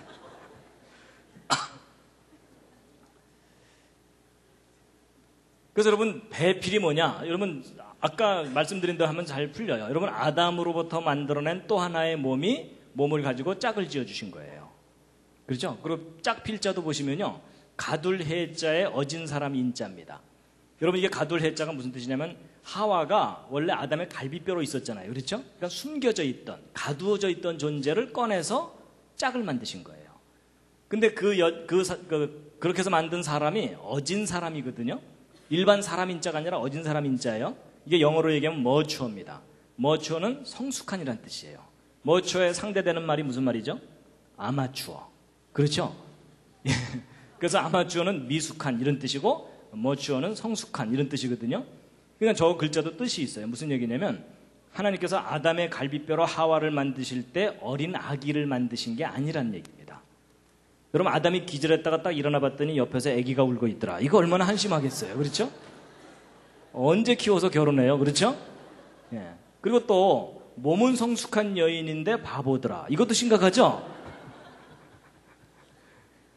그게 아니라 몸도 성숙하고 정신도 지혜도 능력도 성숙한 여인으로 곧바로 만들어주신 거예요. 그래야 바로 돕는 배필이 되는 거죠. 그렇죠? 예. 그 다음에 이제 보세요. 여러분 이게 뼈 골자가 여자, 하와라 그랬죠? 그럼 이제 이 글자들이 다 풀립니다. 여러분 하나님이 금하신 그 두 나무에 여자가 다가가서 자꾸 물어보는 거예요. 누구한테? 뱀한테. 이건 뭐예요? 저건 뭐예요? 이런 거예요. 원래 누구한테 물어봐야 돼요? 하나님이나 아담하고 상의해야 되잖아요. 그렇죠? 그 다음에 여러분 이건 뭐냐면 하와가 에덴 동산의 나무, 무슨 나무겠어요? 과일나무. 이게 실과 가짜죠? 과일나무 중에서도 특별한 나무가 뭐예요? 선악을 알게 하는 나무에 다가가는 거예요. 그래서 여러분 이게 무슨 뜻이냐면 비뚤어질 화자예요. 뭔가 잘못됐다는 뜻이에요. 그 다음에 요 밑에 있는 글자는 보세요. 하와가 원래 아담하고 함께 있어야 되는데 지금 누구하고 함께 있어요? 귀신하고 함께 있죠? 그래서 그 뜻이 뭐냐면 어리석을 괴짜입니다. 그래서 여러분 여자는 혼자 내버려두면 어리석어집니다. 그러니까 어떻게 해야 돼요? 띨띨한 남자가 항상 옆에 붙어 있어야 돼요.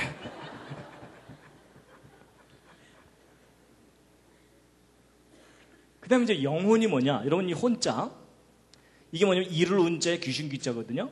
이게 뭐냐면 귀신과 하와가 대화한 내용의 주제가 영혼이에요. 여러분 하나님께서는 반드시 죽는다고 하셨죠? 근데 하와는 헷갈려갖고 죽을까 하노라 이랬고 뱀은 아예 거짓말을 하면서 안 죽는다 이랬죠? 도대체 뭐가 죽는다는 얘기예요? 하나님이 인간에게 주신 영혼. 우리를 영원히 살리는 그 영혼이 죽느냐 사느냐 그 문제였어요. 맞죠? 그 다음에 이제 벌거벗을 낳자입니다. 여러분 이 벌거벗을 낳자 왼쪽에 요 글자가 오드이자고 오른쪽이 실과 가짜죠? 이 실과가 무슨 실과겠어요? 선악을 알게 하는 나무예요. 선악을 알게 하는 나무 때문에 옷을 해 입은 거예요. 왜냐하면 벗은 줄을 깨닫고. 그래서 아담과 하와가 무화과 나무 잎을 엮고 치마를 했다고 돼 있죠?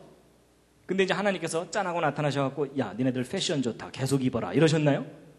아니에요. 하나님께서 옷을 바꿔주셨어요. 무슨 옷으로 바꿔주셨죠?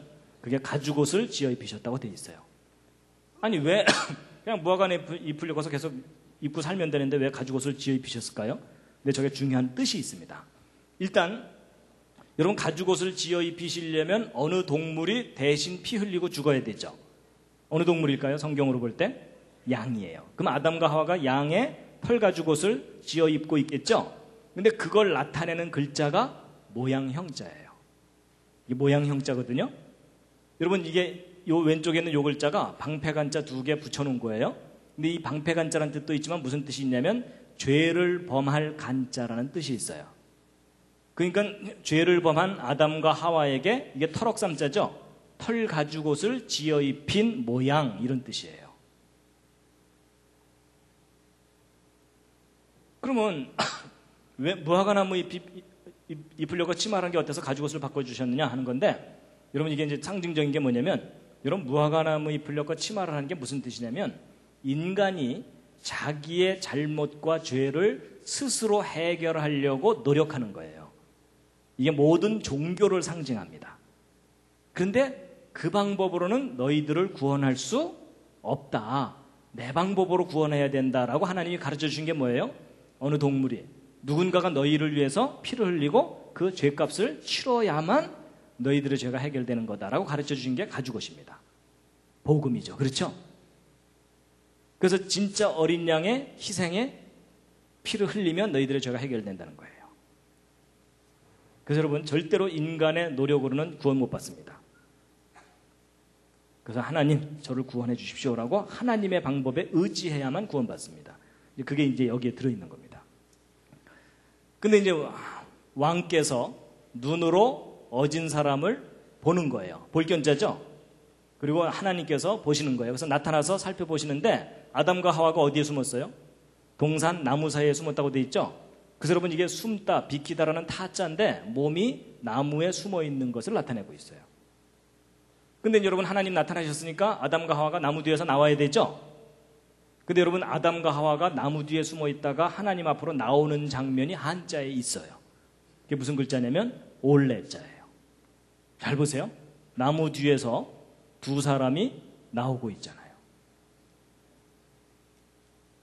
잘 껴맞추죠? 그거 참 희한해요. 여러분 성경 창세기대로 한자를 풀면 술술술술 풀려요. 근데 이제 그 두 사람들이 나오자마자 그냥 하나님께 저희들이 죽을 죄를 지었사옵나이다 이러면은 좀 일이 잘 해결됐을 텐데 어떻게 하다가 망했어요? 제래요 이러다 망했죠? 그래서 여러분 여기 보세요. 이제는 나무 목자가 아니라 큰 대자예요. 크신 분 앞에 두 사람이 나와서 말을 하는데 망령스럽게 말하다라는 격자예요. 그 다음에 이제 요 밑에 있는 글자 이거 보세요. 슬픔, 아픔을 나타내는 초라는 글자거든요. 그 장기 둘 때 그 초나라 초자입니다. 근데 여러분 이게 원래 뜻은 슬픔, 아픔, 괴로움, 고통 이런 건데 이게 뭐냐면은 두 나무와 짝 필자로 돼 있어요. 여러분 이게 무슨 말이냐면 아담 입장에서 보면 에덴 동산의 그 두 나무와 자기 마누라만 함께 떠올리면 신경질이 나는 거예요. 그렇죠?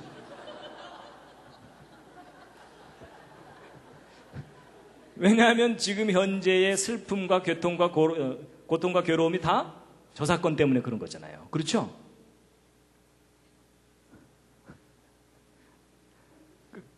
그 다음에 여러분 보세요. 보통 그 영어를 배우거나 다른 나라 말을 배울 때 제일 먼저 배우는 거가 기본 동사입니다. 가다, 오다, 앉다, 행하다 이런 거죠. 근데 이런 동사들을 보시면은 공통점이 뭐냐면 항상 두 사람이 함께 있어요. 그렇죠? 누구하고 누구를 소재로 만든 글자겠어요?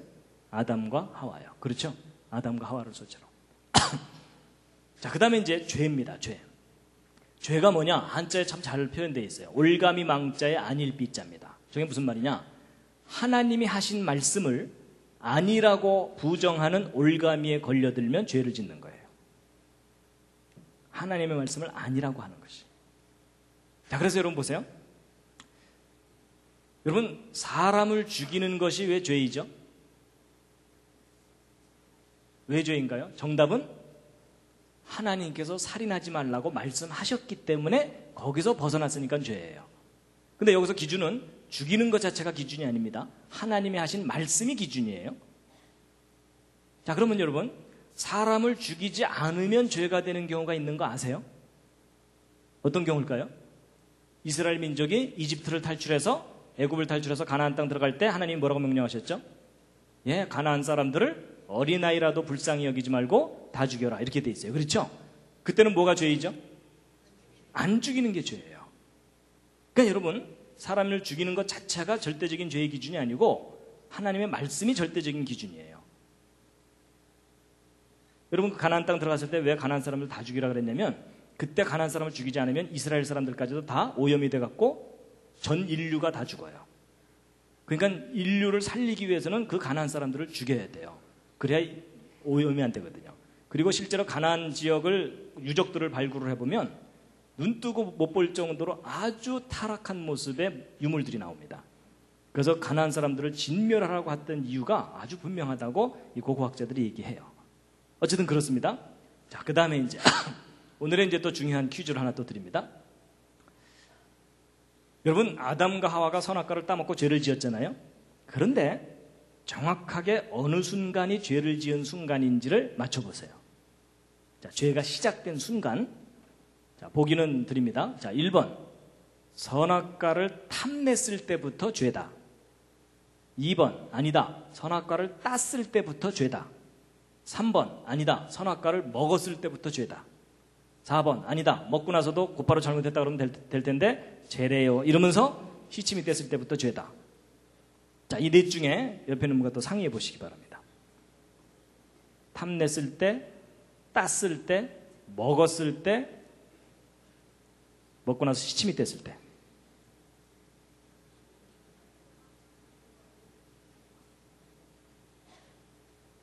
자, 이제 확인해 보겠습니다. 뭐 틀려도 상관없습니다. 이제 서로 모르니까 우기셔도 됩니다. 자, 1번. 탐냈을 때부터 죄다. 그렇게 생각하시는 분. 자, 지금 손 드신 분들은 상당히 높은 도덕적 기준을 갖고 사시는 분들입니다. 가능한 한 그 기준을 자기에게만 적용해 주시고 자꾸 다른 사람들한테 적용하지 말아 주시기 바랍니다. 예. 자, 두 번째. 땄을 때부터 죄다. 딴 거는 다시 붙여놓을 수 없지 않느냐. 자, 이분들은 이제 행동을 중요시하는 분들이기 때문에 이분들 앞에서는 행동을 조심하시기 바랍니다. 자, 세 번째. 먹었을 때부터 죄다. 자, 지금 손 드신 분들은 어떤 분들이냐면 다 따놓고 먹지만 않으면 죄가 아니다. 이렇게 우기는 분들입니다. 아주 뻔뻔한 분들입니다. 그러니까 선악과 다 따놓고 깔고 앉아갖고 아직 안 먹었는데요. 뭐 이러면서 이제 그 얘기가 그 얘기잖아요. 그렇죠? 네 번째, 먹고 나서 시침이 됐을 때부터 죄다. 자, 이분들은 상당히 너그러운 분들입니다. 밥 좀 많이 얻어먹으시기 바랍니다. 정답이 몇 번일까요? 정답은 제가 사실 힌트 드렸습니다. 정답은 3번입니다. 먹었을 때부터 죄입니다. 왜냐하면 여러분 아까 죄의 기준이 뭐라 그랬죠? 하나님이 하신 말씀이 기준이라 그랬죠? 그럼 여러분 이거 정말 중요한 건데 하나님이 뭐라고 말씀하셨는지를 아는 일이 제일 중요해요. 맞죠? 여러분 보통 사람들이요 성경은 자세히 안 읽어보고 자기 생각 갖고 기준을 정해요. 그건 절대로 성경적인 생각 아닙니다. 여러분 하나님이 뭐라고 말씀하셨을까요? 뭐라고 말씀하셨죠? 하나님의 말씀은 먹지 말라고 하셨어요. 맞죠? 여러분 성경 아무리 들어도 하나님께서 따지 말아라 없고요. 가까이 가지도 말아라 없습니다. 탐내지 말아라도 없어요. 먹지 말라고 돼 있어요. 그래서 먹은 순간부터 죄예요. 근데 한자 속에 그게 정확하게 나와 있다니까요. 여러분 이게 시작 같다는 시자죠? 이게 뭘 시작하는 거냐면요. 옛날 그림 글자가 더 리얼해요. 여자가 입 안에 뭔가를 먹었어요. 선악과를 먹은 순간이 죄의 시작이에요. 그래서 여러분 이 시작하다는 시자가 우리 인류의 죄의 시작을 나타내는 글자입니다. 저게. 여러분 예전에 한자 이렇게 배웠으면 얼마나 좋았겠어요. 성경도 배우고 한자도 배우고 스토리를 다 하니까 잊어먹을래 잊어먹을 수도 없고. 맞죠? 성경을 인정하면 풀려요. 성경을 인정하지 않으면 머리만 아프고 외워지진 않아요. 그래서 여러분 분명히 여자가 실과를 따먹고 죄를 지은 거예요. 근데 여자는 사고를 치면 꼭 남자를 끌고 들어갑니다. 그래서 여러분 여자가 또 손을 들어서 또 하나 잡았어요. 성경을 보면은 자기와 함께한 남편에게도 주매 그도 먹은지라. 그래서 남자도 함께 죄를 짓게 된 겁니다. 그래서 여러분 사건 한자 보세요. 이게 뭐냐면은 여자가 집에 있을 때는 평안했어요. 그렇죠? 이게 뭐냐면 하와가 에덴 동산에 있을 때는 평안했다는 뜻이에요. 근데 뭐 때문에 사건이 생겼어요? 나무 때문에.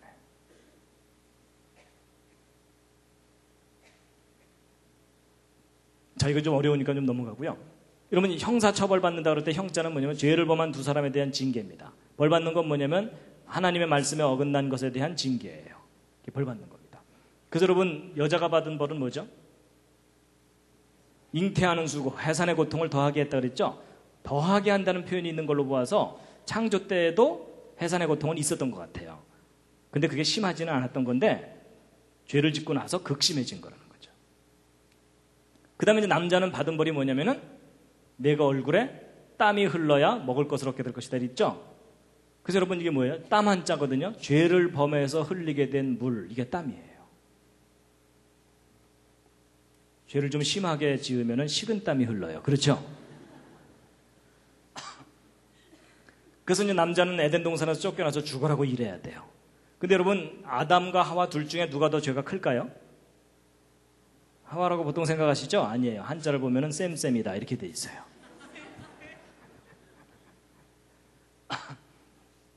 그 다음에 여러분, 형극의 길을 간다 할 때 이 가시극자 보세요. 하나님, 에덴 동산의 그 두 나무에 울타리를 친 거예요. 접근하지 못하게. 그리고 피곤하다, 곤란하다 그럴 때 곤자도 보면은 생명나무에다가 울타리를 치어서 사람들이 접근하지 못하게 하신 거예요. 그 다음에 무덤 영자, 영화 영자인데 이건 좀 약간 의역을 해야 되는데요. 여러분 뜻은 정반대죠. 죽음과 삶이죠. 그렇죠? 영광이죠. 근데 여러분 뜻 좀 의역을 하자면은 생명나무이신 예수 그리스도를 만나면 영광을 되찾게 되지만 그렇지 못하면은 흙으로 소멸되고 만다. 그런 게 풀이될 수 있는 글자인데 여러분 이 불화자 보세요. 이 불화자 보통 그 모닥불이 타는 모양을 나타내는 글자로 배우셨죠. 근데 이 불화 그러니까 한자를 성경적인 관점으로 연구하신 분들은 그게 아니라는 거예요. 이게 뭐냐면 아담과 하와의 몸에서 빛이 나는 것을 나타낸 거다라고 보고 있어요. 그래서 이제 여러분 이걸 이해하셔야 되는데요. 지금 현재 한자의 기원을 연구하는 일반 학자들은 설문해자라는 책에 근거해서 연구합니다. 근데 이 설문해자라는 책은 한자가 만들어질 때부터 있었던 책이 아니고 한자 만들어지고 나서도 한 2000년 후쯤 지난 후에 예수님 그때 그 근처쯤에서 중국의 도교 사상이 널리 퍼져 있을 때 만들어진 자전이에요. 그렇기 때문에 이런 성경적인 관점의 이야기를 다 잊어버리고 인간적인 인본주의적 관점에서 그 한자의 기원을 설명해 놓은 책이기 때문에 지금 이렇게 설명드린 내용이 저 책에는 없어요. 그래서 여러분 이제 오늘 이야기 듣고 감명을 받고 나서 한자 연구하는 분들한테 가서 잘난 척했다가는 큰 코 다칩니다. 그분들이 어디서 이상한 소리 듣고 헛소리 한다고 혼을 냅니다. 그래서 여러분이 그걸 아셔야 돼요. 그분들은 저 책에 근거해서 한자를 주로 연구하기 때문에 이런 스토리를 몰라요. 그러다가 최근에 얼마 전부터 한자와 성경을 비교해 봤더니 너무나 닮은 게 많은 거예요. 그래갖고 하나하나 연구하다 보니까 지금 설명드린 이 내용들이 밝혀지게 된 거를 오늘 지금 설명드리는 겁니다. 이해가 되시죠? 예, 그거를 이해를 하셔야 됩니다. 그래서 이제 에덴 동산에서 쫓겨납니다. 이제 죄를 범해서 도망가는 거고 이거 이사하다 할 때 사자죠? 예, 이사 저도 참 많이 다녔습니다. 저희 부모님들이 고생을 많이 하셔갖고 이사를 많이 다녔는데 여러분 인류의 이사 가운데 가장 비참했던 이사가 뭘까요? 에덴 동산에서 쫓겨나는 거예요. 그렇죠? 그래서 여러분 보세요. 여기 두 사람이 이 그칠 지자거든요. 에덴 동산에서의 그 영광이 그친 거예요. 그치고 걸어서 옮겨가는 거예요. 쫓겨나는 거죠. 그리고 여러분 7칠자가 들어가 있는 글자는 안식일과 관계된 글자일 거라고 보고 있습니다. 그래서 이제 재밌는 게 뭐냐면요.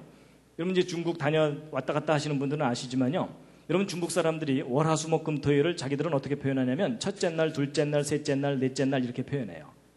그래서 첫째 날, 둘째 날 이렇게 하거든요. 근데 일곱째 날 하면은 일곱째 날 이렇게 표현해야 되죠. 근데 중국 사람들 그렇게 표현 안 하고 어떻게 표현하는지 아세요? 싱치 티엔 하면서 하늘의 날이라고 표현해요. 일곱째 날은.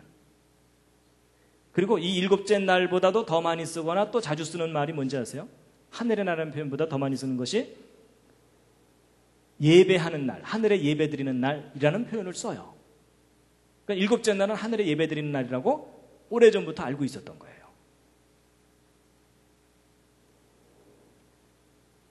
자, 잠시 기지개 한번 켜시고요. 이제 조금만 더 하면 끝납니다.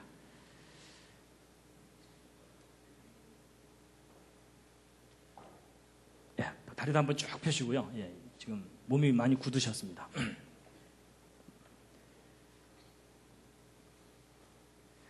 요 얘기는 다음 주로 미룰까요? 그냥 듣기로 하셨나요? 네, 바쁘신 분들은 중간에 가셔도 됩니다. 근데 이제 마지막으로 정말 중요한 부분이 남았습니다. 미뤄도 되는데요. 그냥 한 김에, 예. 다음 주 공룡 얘기를 해야 되니까. 여러분, 한자 속에 예수 그리스도에 관한, 메시아에 관한 글자들이 있어요.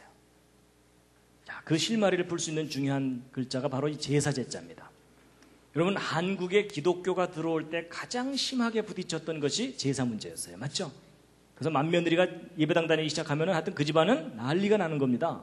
그래서 많은 핍박을 받고 지금도 많고요. 그렇죠? 근데 여러분, 우리가 변질된 제사를 드리고 있었기 때문에 기독교와 제사가 충돌한 겁니다.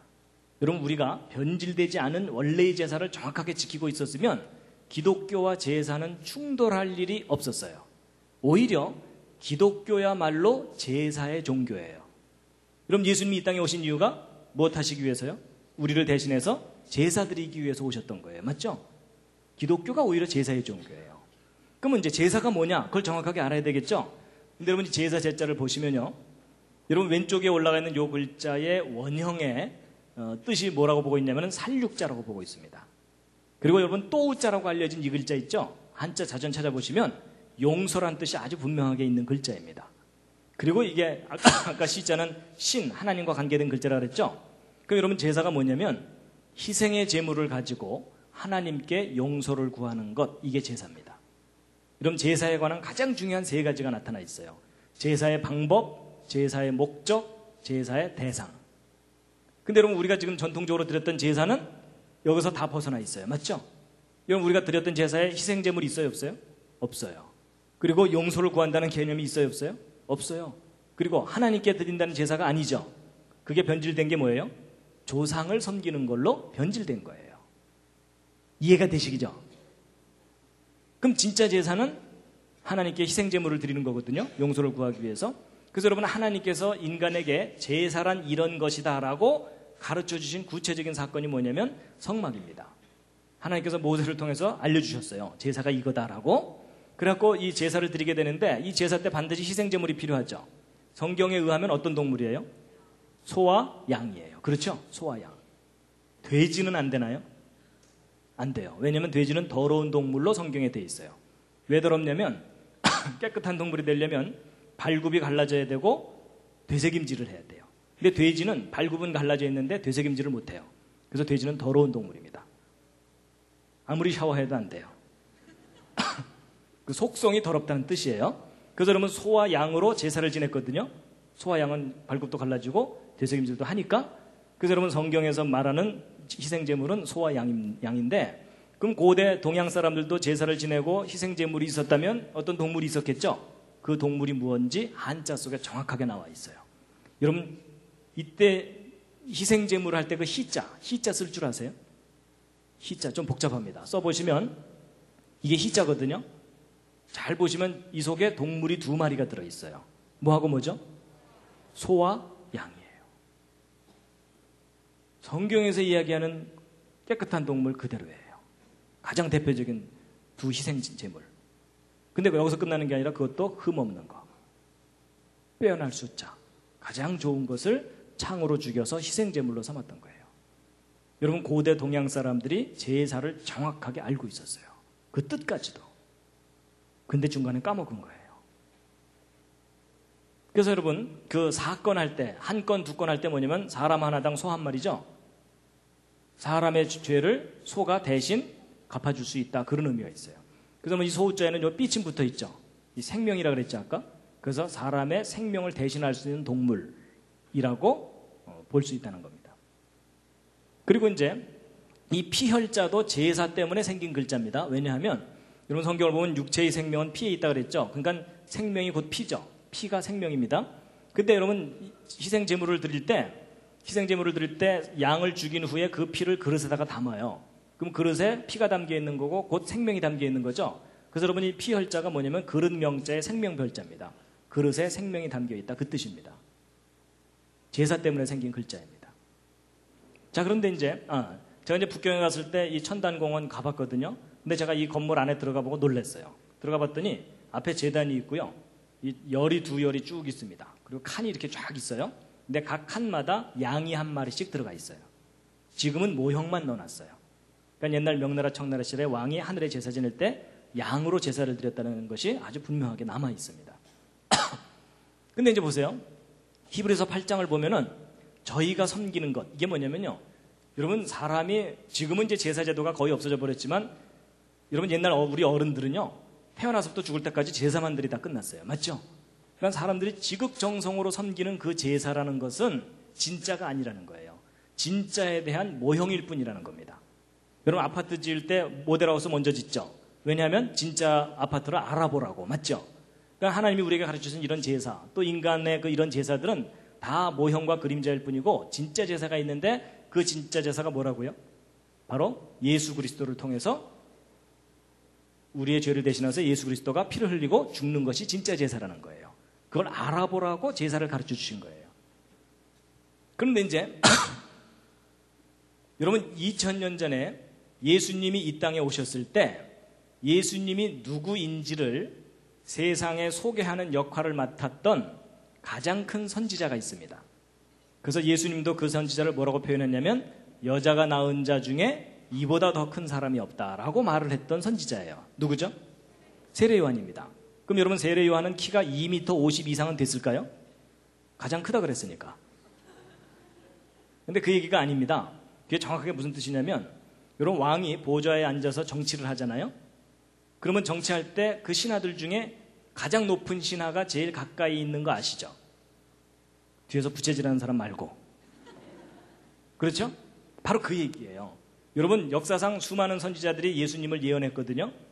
그리고 사실 세례 요한보다 더 뛰어난 업적을 가진 더 큰 선지자들이 많아요. 뭐 엘리야에 비하면 세례 요한은 피레미예요. 그렇죠? 그런데도 왜 예수님께서 세례 요한을 제일 큰 선지자라고 말씀하셨냐면 예수님에게 제일 가까이 있는 선지자이기 때문에 말씀하신 거예요. 그걸 뒤집어 얘기하면 뭐겠어요? 내가 메시아다라는 말을 하시는 거예요. 이해가 되시죠? 그럼 바로 그 예수님 바로 앞에 와갖고 이분이 우리를 구원해 주실 메시아입니다라는 역할을 맡은 것이 세례 요한이거든요. 근데 그 세례 요한이 정말 세상 사람들한테 예수님을 정확하게 소개를 했어요. 뭐라고 소개했는지 혹시 아세요? 그게 뭐냐면 요한복음 1장 29절에 나와 있습니다. 함께 읽으시겠습니다. 중요한 부분입니다. 시작. 이튿날 요한이 예수께서 자기에게 나오심을 보고 가로되 보라, 세상 죄를 지고 가는 하나님의 어린 양이로다. 이분이 우리의 죄를 위해서 대신 피를 흘리고 죽게 될 희생의 제물이다. 하나님이 보낸 어린 양이라는 거예요. 그럼 이분이 우리를 대신해서 피를 흘리고 죽으면 우리가 어떻게 된다는 겁니까? 죄인이었는데 의인이 된다는 거예요. 맞죠? 근데 여러분, 잘 보세요. 하나님의 어린 양이 나를 위해서 대신 죽으면 내가 어떻게 된다고요? 의로워진다는 거예요. 맞죠?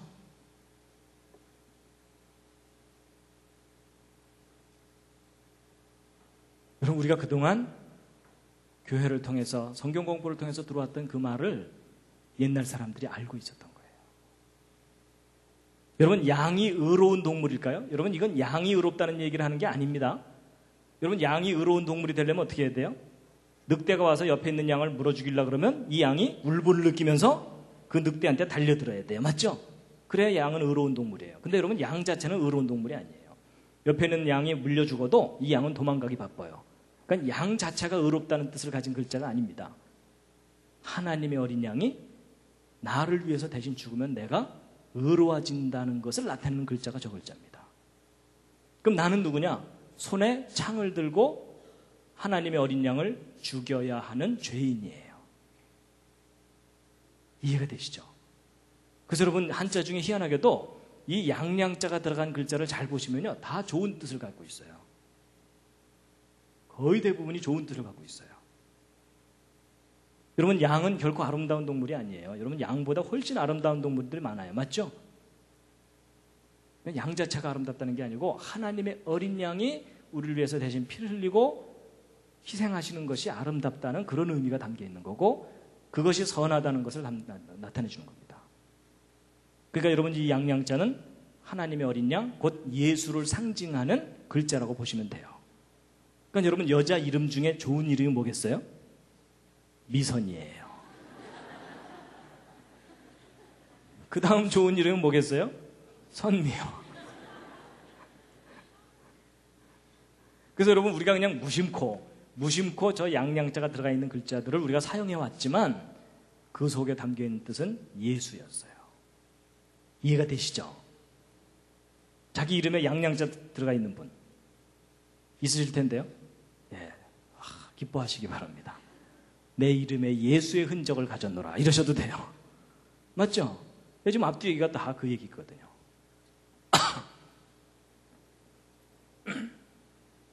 그래서 여러분 2000년 전에 이 땅에 오셨던 예수 그리스도가 바로 하나님의 어린 양이셨습니다. 저 사건으로 인해서 여러분과 저는 죄에서 풀려난 겁니다. 힘드시죠? 조금만 참으세요. 곧 오십니다. 그래서 여러분 이 상자 보세요. 상자가 뭐냐면 하나님의 어린 양이라는 뜻이죠. 여러분 저게 무엇과 관련된 건지 아세요? 옛날 우리 조상 어른들이 하늘에 무슨 이상한 징조가 나타나면은 뭐라고 탄식했어요? 상서로운 징조고. 그런 거 기억나세요? 그게 무슨 말이에요? 우리 조상들이 누구를 기다려왔다는 뜻일까요? 하나님의 어린 양의 징조를 기다려왔다는 뜻입니다. 여러분 하나님께서 에덴 동산에서 아담과 하와를 내어 쫓으실 때 뭐라 그러셨냐면 여자의 후손 중에 뱀의 머리를 밟을 자가 태어날 거다. 그러니까 메시아가 사람의 아들의 형태로 올 거다라고 예언을 하셨어요. 그리고 그 메시아가 올 때는 하늘에 징조가 있을 거다 그랬죠. 그래서 동방박사들이 그 별을 보고 찾아왔다 그랬죠. 이제 그 별 제가 이제 가을 학기에 나머지 5개 강의할 때 그 별 직접 확인시켜 드릴 겁니다. 보시게 될 거예요. 그러니까 여러분 아담 이후 모든 사람들은 메시아를 기다려왔어요. 그래서 사내 아이가 태어날 때마다 뭘 기대했겠어요? 이 아이가 혹시 우리를 구원할 메시아가 아닐까라는 그 기대감이 아마도 남아 선호 사상의 뿌리가 됐을 가능성이 있다고 봐요. 사내 아이의 모습으로 온다 그랬으니까. 이제 이 생각할 사자 한번 풀이해 보시죠. 무엇에 대한 마음입니까? 에덴 동산에 대한 마음. 여러분 힘들고 괴로울 때마다 좋았던 시절이 떠오르잖아요. 그렇죠? 그러니까 아담의 후손들은 힘들 때마다 어디가 떠올라요? 에덴 동산. 그러니까 여러분 사람이 괴로움을 당할수록 사상이 깊어집니다. 맞죠? 그래서 사상 그럴 때 사자입니다. 생각할 사자. 그래서 인생의 괴로움이 그 사람의 생각을 깊게 만듭니다. 기도가 뭔지 한자에 정확하게 나와 있습니다. 하나님께 목숨을 구하는 겁니다. 이 목숨은 우리 이 육체적인 생명의 목숨을 구하는 게 아니라 우리의 잃어버린 영원한 생명을 구하는 것. 그리고 이제 복은 뭐죠? 풀이해 보시죠. 이제 하나님께서 하늘에서 또는 첫 사람 아담에게 에덴 동산을 베풀어 주신 것. 그게 복이었어요. 맞죠? 근데 저 복을 우리가 잃어버렸죠. 잃어버렸는데 예수 그리스도 통해서 다시 우리에게 주신다고 하셨죠.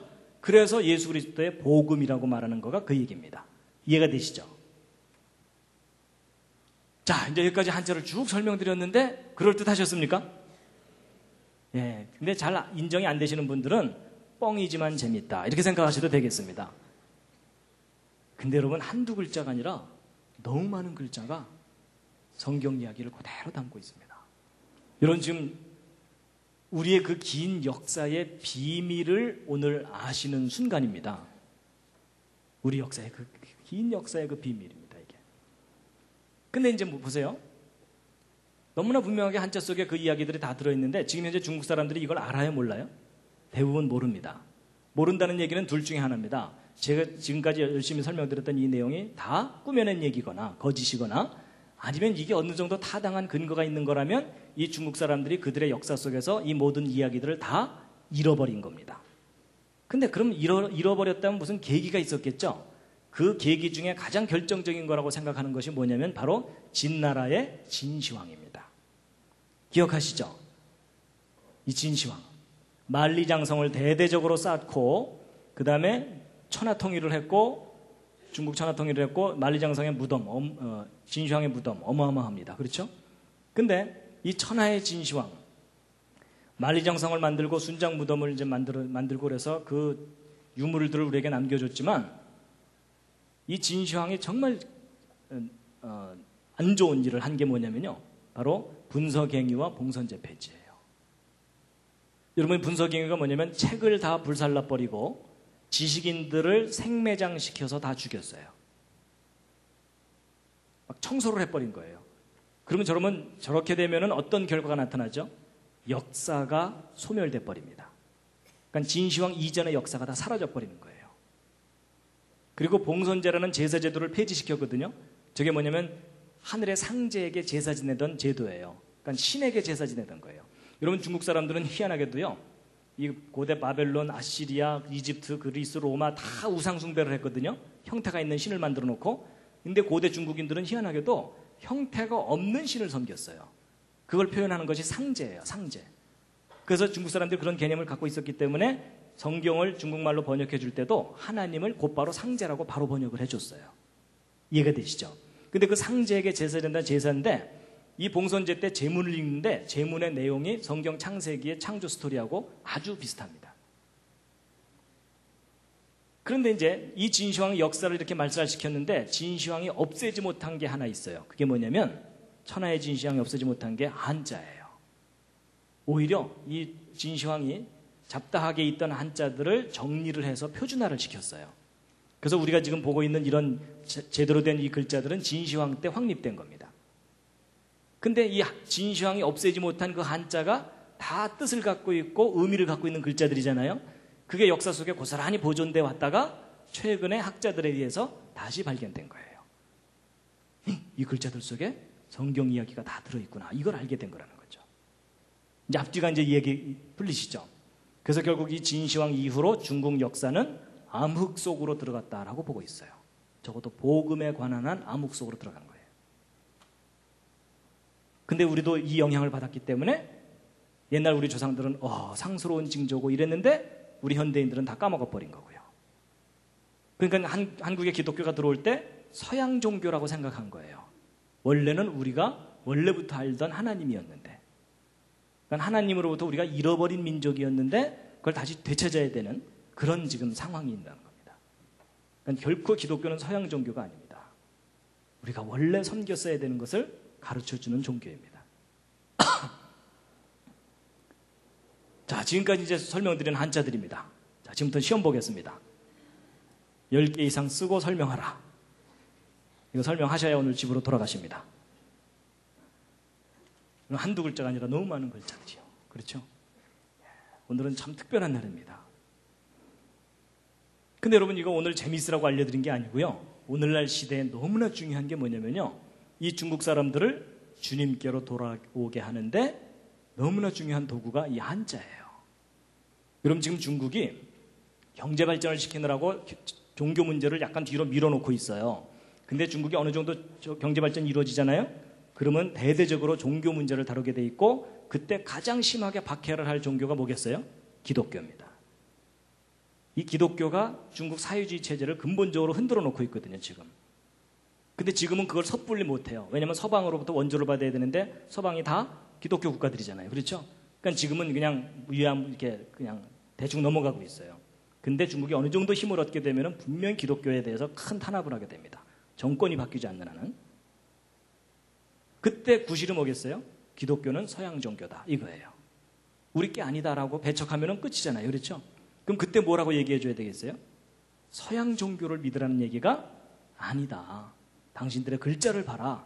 당신들의 조상이 원래 섬겼던 하나님을 다시 되찾아라 라고 얘기해 줄 수 있다는 거예요. 근데 제가 이제 저도 실제 기회가 있어서 중국에 가서 중국 대학생들이나 이렇게 기회 있을 때마다 강의를 해보면 이 얘기 해주면 많이 놀랍니다. 그리고 실제 이 얘기를 해주면서 선교에 열매를 맺는 분들도 많이 있고요. 왜냐하면 자기들의 글자 속에 그 증거들이 들어있으니까. 그것도 구체적으로. 근데 지금 현재 중국 사람들은요, 이 한자가 너무 복잡하다고 줄여서 쓴 간단한 글자들을 만들어서 쓰느라고 원래 글자들을 많이 잃어버렸어요.